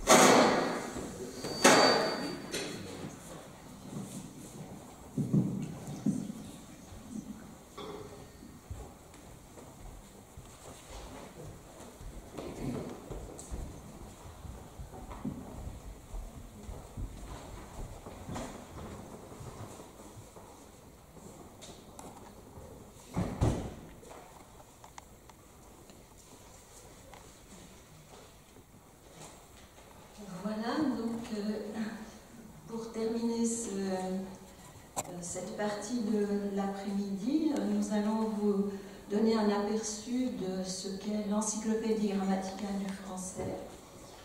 Et notre sommaire se présente de la manière suivante. Nous allons voir d'abord un peu qu'est-ce que c'est que l'EGF, information de base, origine du projet, ensuite les buts que nous avons poursuivis, la différence que nous faisons entre encyclopédie et grammaire, puis nous ferons une petite incursion dans les notices. Nous verrons quel type de notices vous pouvez vous attendre à trouver dans l'encyclopédie grammaticale. Ensuite, nous parlerons un peu du contenu des notices avec quelques illustrations.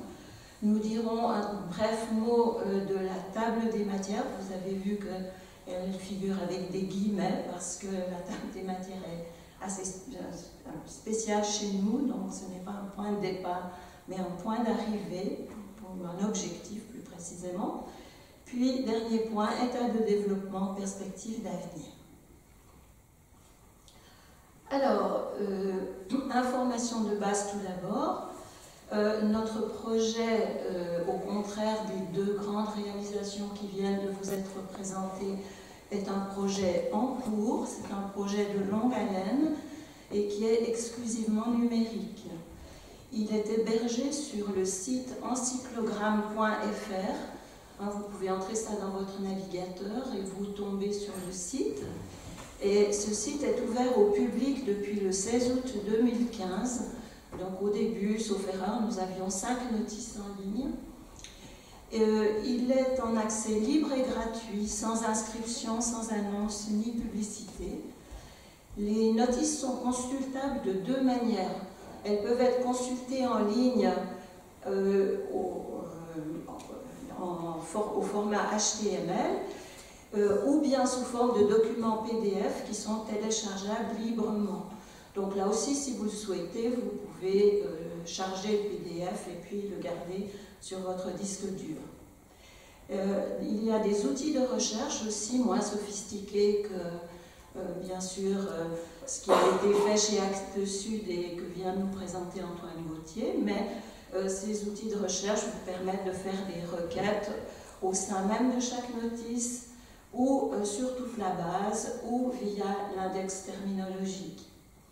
Alors les auteurs, comme dans le cas de la grande grammaire, ont été sollicités par le comité éditorial en tant qu'experts de leur domaine et ils s'engagent, si vous voulez, à respecter une charte rédactionnelle qui figure dans les consignes éditoriales qui sont sur le site de l'encyclopédie et ils se soumettent aussi à un processus de révision exigeant. Voilà, donc autre chose à signaler, c'est que les signataires des notices sont responsables du contenu de leurs notices et ils en sont propriétaires également.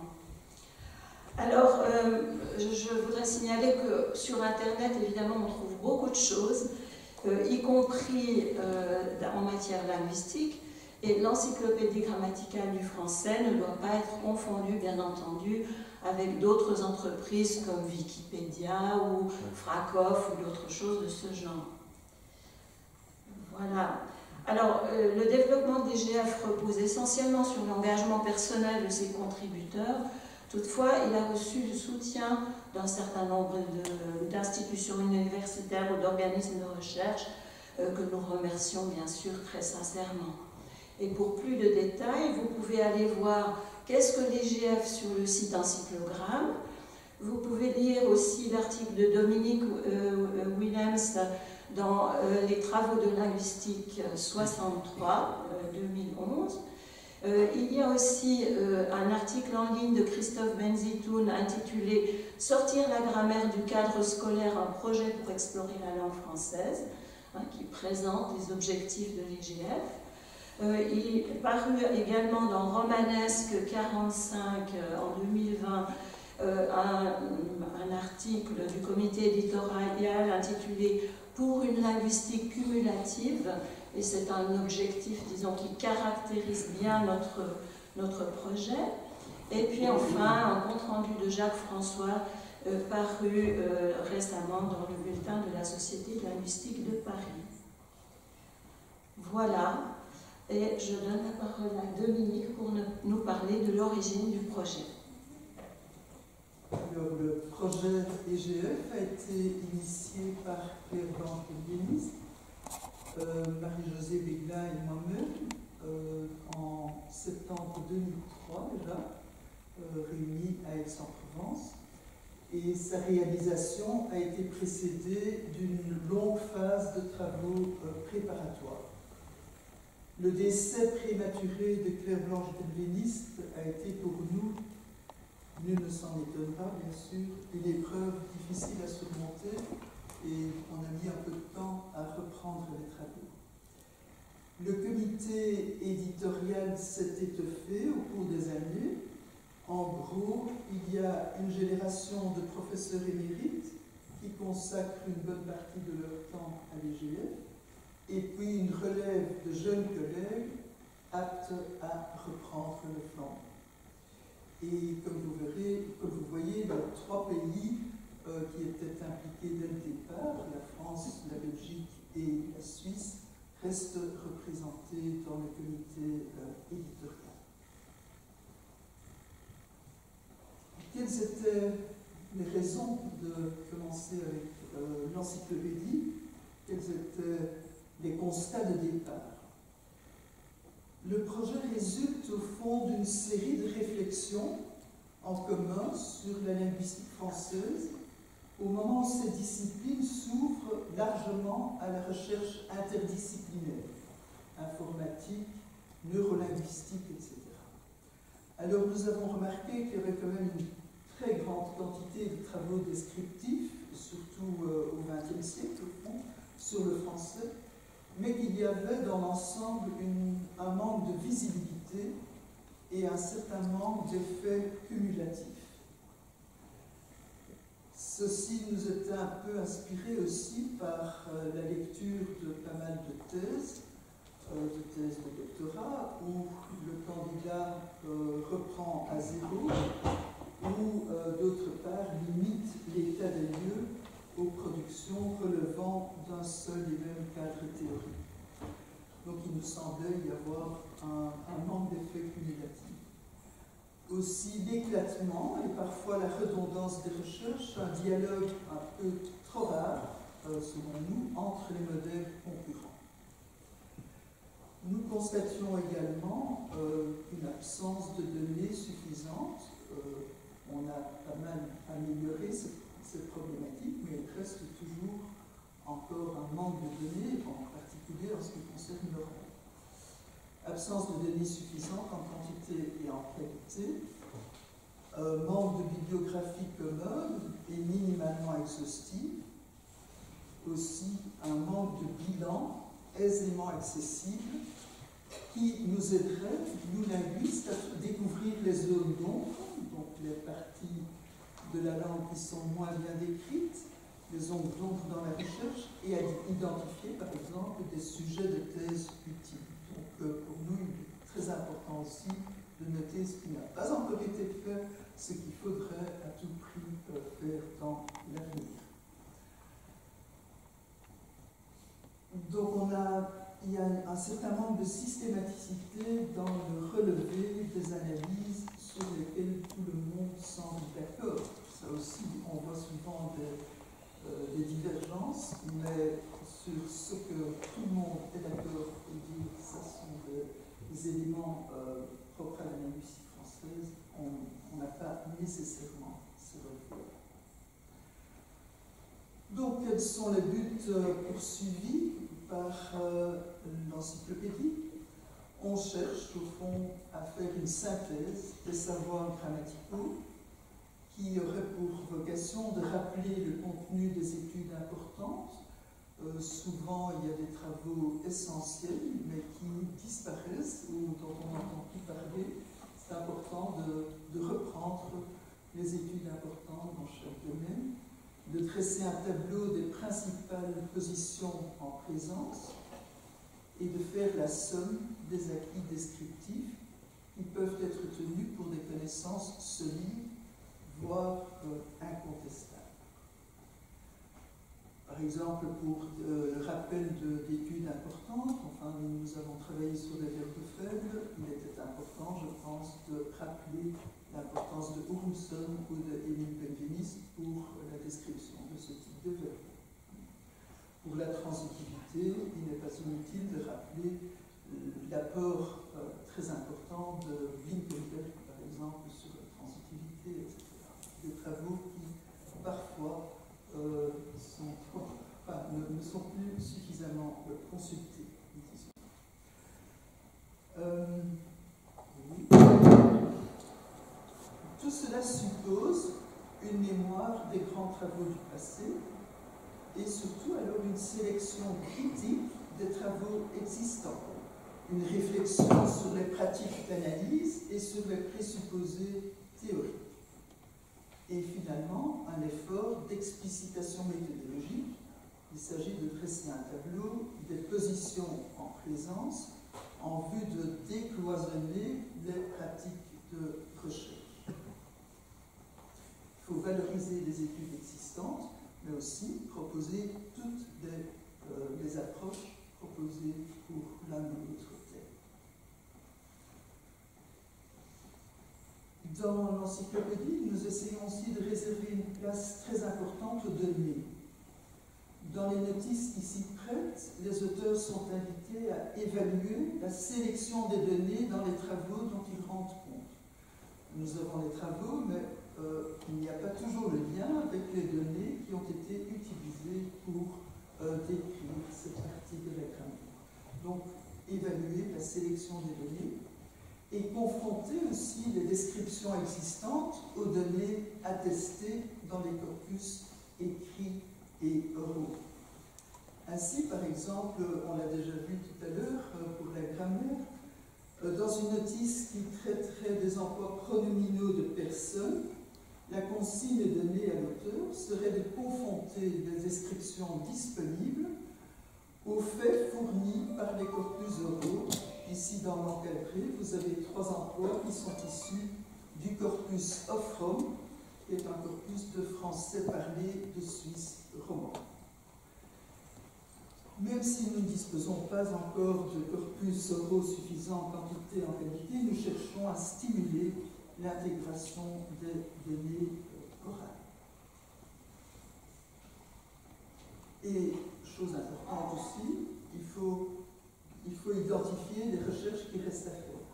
Les domaines où les données et les descriptions font encore défaut. Il y en a quand même. Chaque Daniel a son patron. Disons, personne ne met patron, mais c'est assez près. Mystère. Oui, je sais pas. J'essaye de couper le son.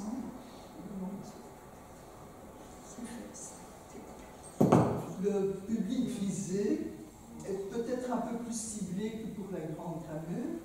Nous visons surtout des étudiants en master et en doctorat, les chercheurs et enseignants en linguistique, mais aussi dans les domaines comme l'informatique, la psycholinguistique ou les outils manquent peut-être pour informer nos collègues sur les progrès en linguistique française. Aussi en partie aux enseignants de français, pour certaines de nos notices, par exemple les temps verbaux ou la place de l'adjectif épithète, il y a évidemment un intérêt certain pour les enseignants de FLE. Pour certaines notices, par exemple la notice sur le texte, le paragraphe, la ponctuation, la phrase, les spécialistes de littérature pourraient également être très intéressés. Et en général, on peut dire que le projet EGF est aussi conçu pour aider à travers le monde tous les enseignants et les chercheurs qui ne bénéficient pas de bonnes bibliothèques, puisque nous renvoyons à beaucoup de travaux, toujours des travaux qui sont en accès libre. Mais nous signalons ces travaux. En résumé, donc l'EGF poursuit les visées suivantes: présenter une synthèse des savoirs grammaticaux sur le français, dresser un bilan aussi constructif que possible des modèles et des méthodes appliquées en linguistique française, aider à la recherche bibliographique et donner accès par des liens aux ressources disponibles, les corpus écrits, les corpus vocaux, les outillages variés.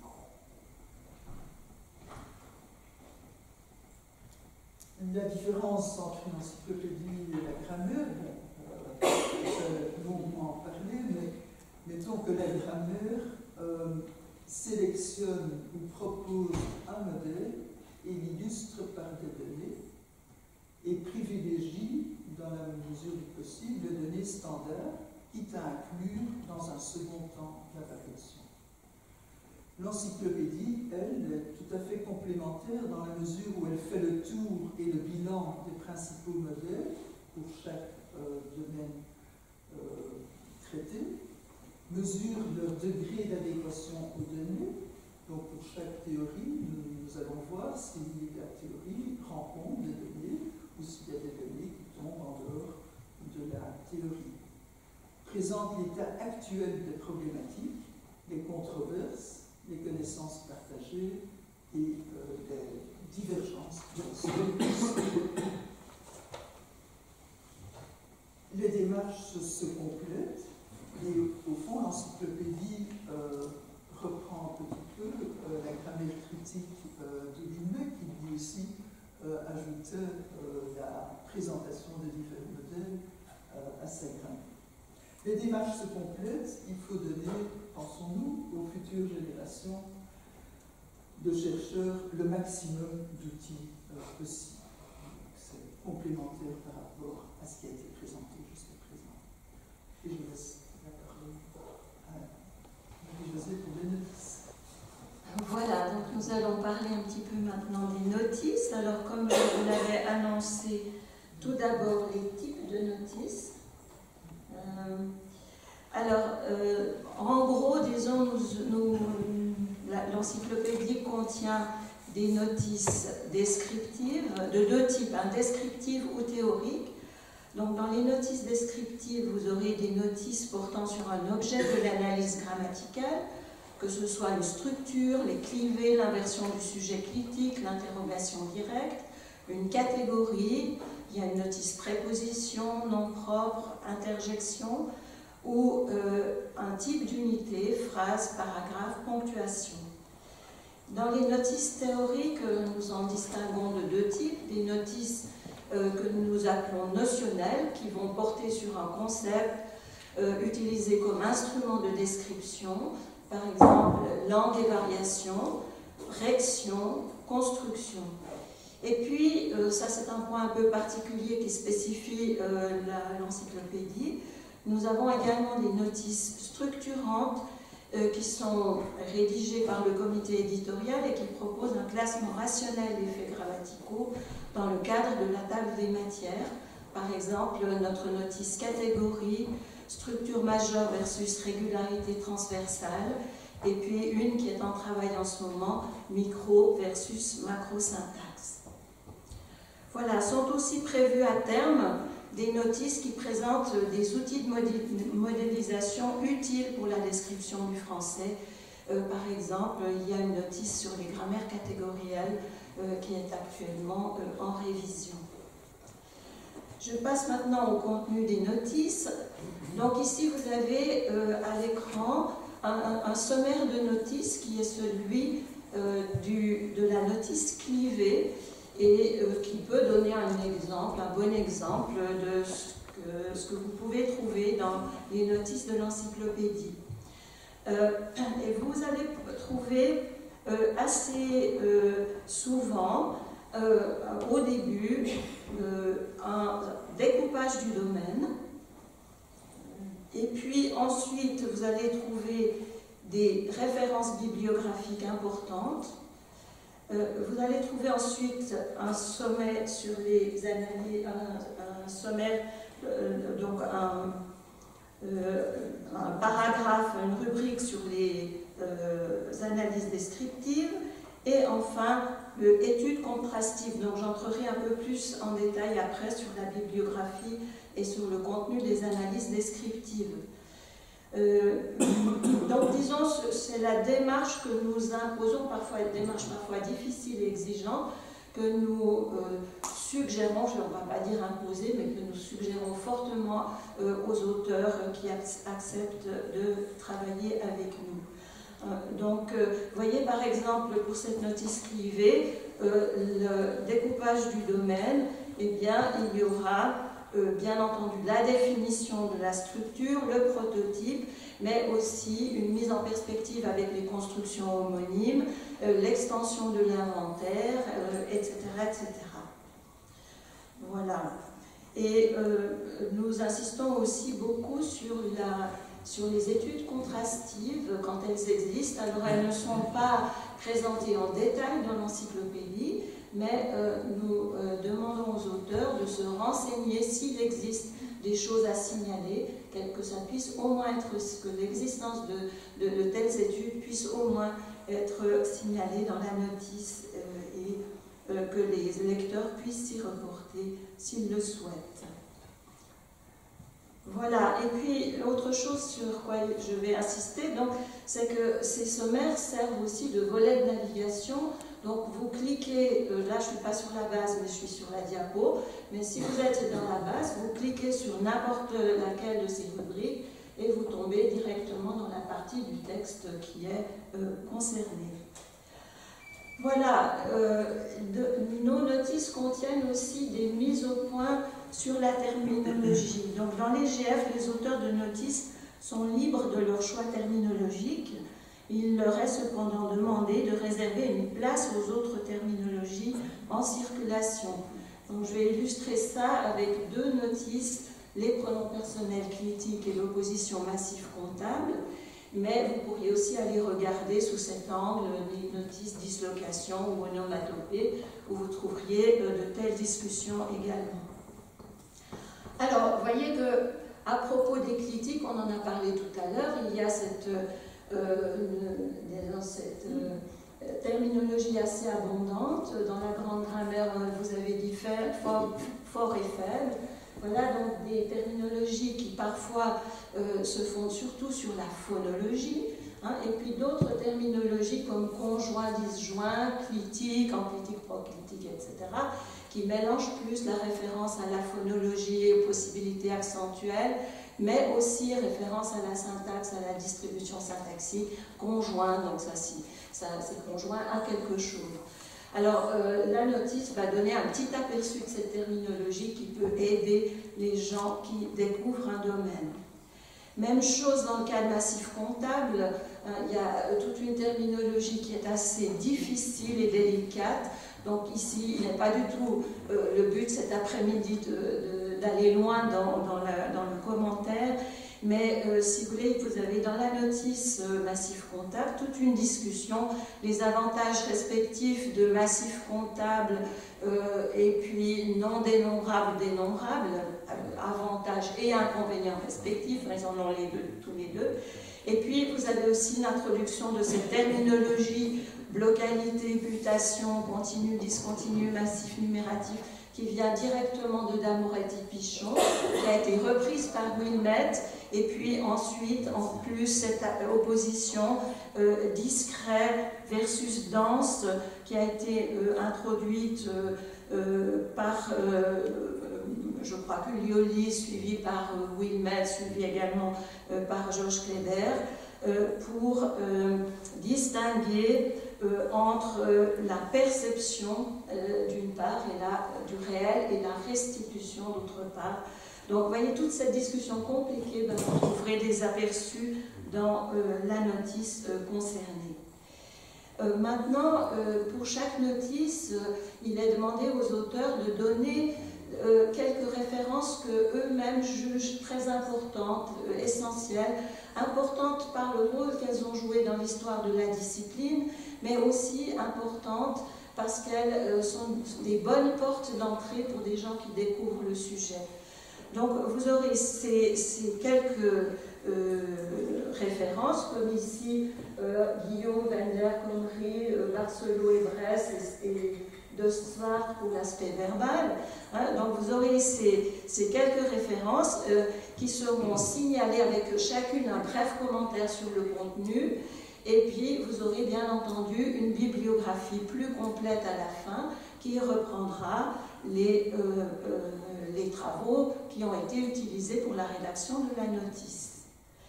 Alors revenons maintenant un peu au contenu des analyses descriptives. Eh bien, ici à l'écran, vous avez 3 sommaires à travers lesquels vous pourrez voir qu'il y a des choses qui se répètent. C'est-à-dire que dans les analyses descriptives, nous demandons aux auteurs de faire le tour, donc les analyses syntaxiques, les analyses sémantiques, les analyses pragmatiques, et également, comme je l'ai dit tout à l'heure, les analyses contrastives et typologiques quand il y a lieu. Mais il va bien sûr y avoir aussi des choses spécifiques dans ces tables des matières, des choses plus en rapport avec la thématique de la notice. Donc, par exemple, dans la notice sur les pseudo-privés, vous allez avoir les analyses discursives, textuelles et conversationnelles qui vont être pertinentes. Dans la notice sur la place de l'adjectif épithète, il y a eu des études stylistiques, donc là qui peuvent intéresser des littéraires. Il y a eu également des études phonétiques. Et puis maintenant, pour ce qui est à droite de l'écran, les dislocations, eh bien, nous avons bien sûr une partie prosodie. La dislocation, ça implique la prosodie. Et il se trouve que les disloqués ont été modélisés dans plusieurs modèles. Modélisation générative, dépendentielle, discursive. Donc on fait un peu le tour des différentes approches. Donc c'est cet aspect mise en perspective des différentes approches qui est très importante. Voilà. Alors,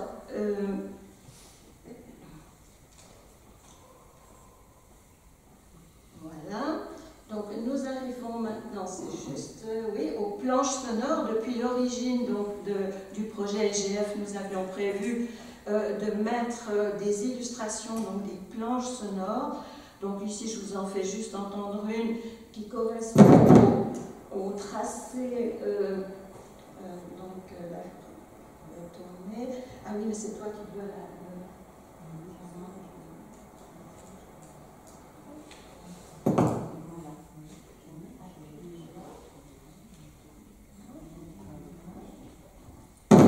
Et la patronne, elle était au magasin. Voilà, donc ici vous avez Et la patronne, elle était au magasin.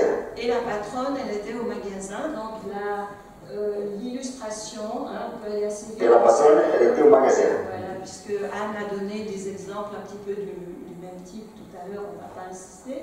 Mais il y a donc des données audio qui sont librement écoutables en ligne. Et des illustrations sonores que vous trouverez notamment dans les notices construction disloquée, verbe faible, possessif modal, etc. Donc, par principe, chez nous, il s'agit toujours de données écologiques, donc de données authentiques, d'extraits d'enregistrement. Il ne s'agit jamais d'écrits lus ni d'oral créés en laboratoire. Alors, nous avons aussi une partie réflexion sur la nature et la qualité des données exploitées dans les analyses. Donc, vous trouverez dans différentes notices des chapitres sur les données, l'existence ou non de données statistiques, d'études de colocation lexicale, et toujours ça se terminera par un point évaluation des données. Nous aimons aussi, nous apprécions aussi, je peux passer à la suivante, de signaler des données rares ou négligées. Par exemple, si des auteurs disent, enfin il y en a énormément, comme Larsson, Lambrecht, Berthoud, Dobrovi, Saurin, Stark, Dequinte, etc., nous disent que les SN indéfinis à interprétation spécifique ne sont pas dislocables. Eh bien, si on trouve des exemples qui montrent le contraire, on va les donner. Comme une copine à moi, elle n'aime pas le prof, après elle boude toujours.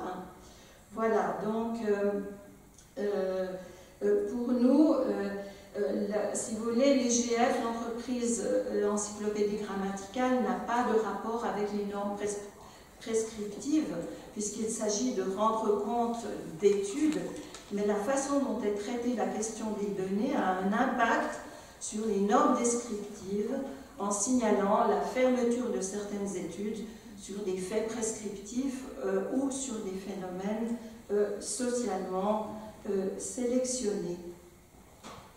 Voilà. Oui. C'est à toi, je crois, maintenant. Oui, à la table de matière.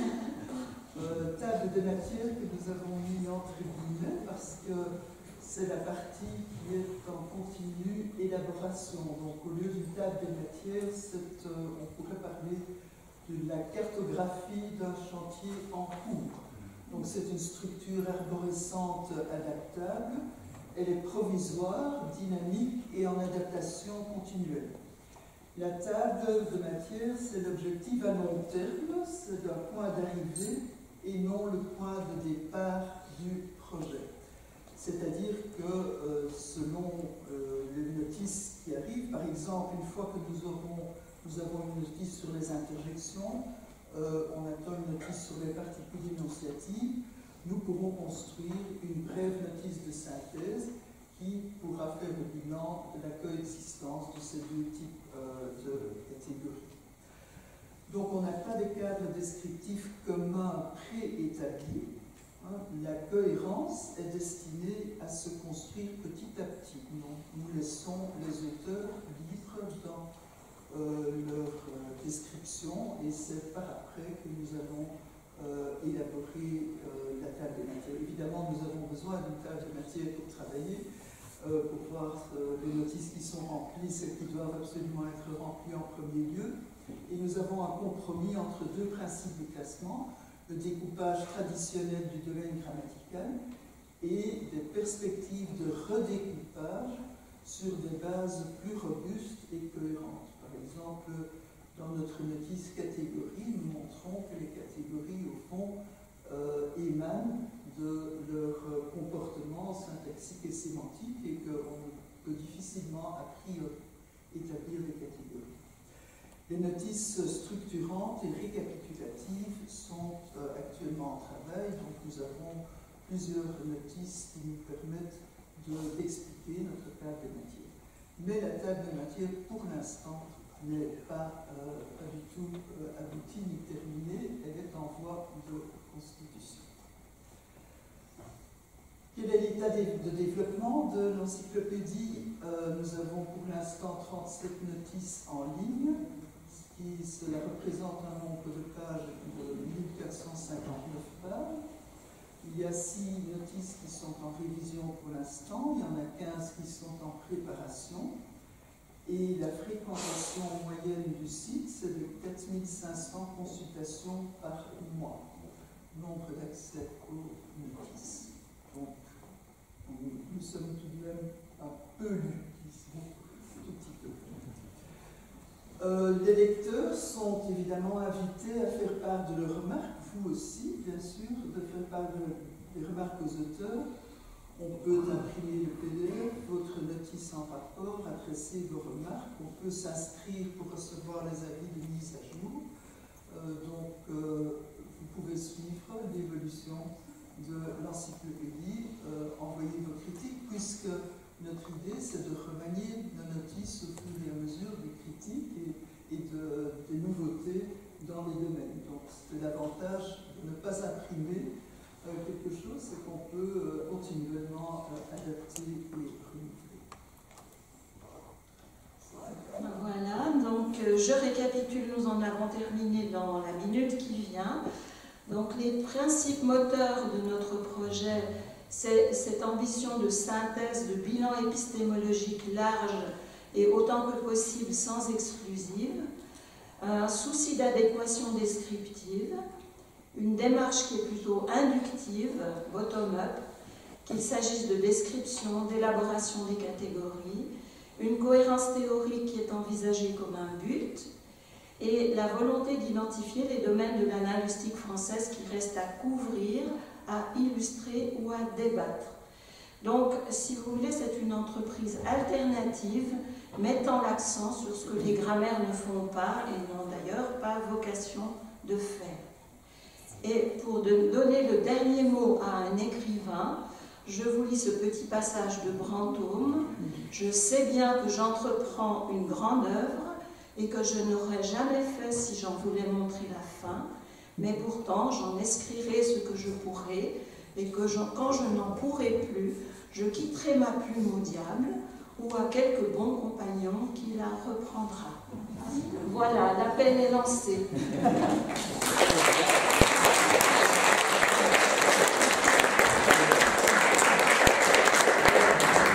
Merci beaucoup, Monique et José. Il est temps pour la pause. Donc, vous avez ici déjà la grande grammaire historique du français et la grande grammaire française. Vous pouvez les feuilleter.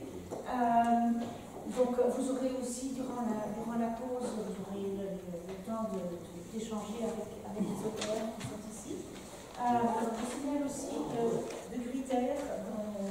Donc, pour la grande grammaire historique du français, m'a donné des dépliants. Donc, vous pouvez vous servir si vous êtes intéressé à vous procurer l'ouvrage pour votre établissement.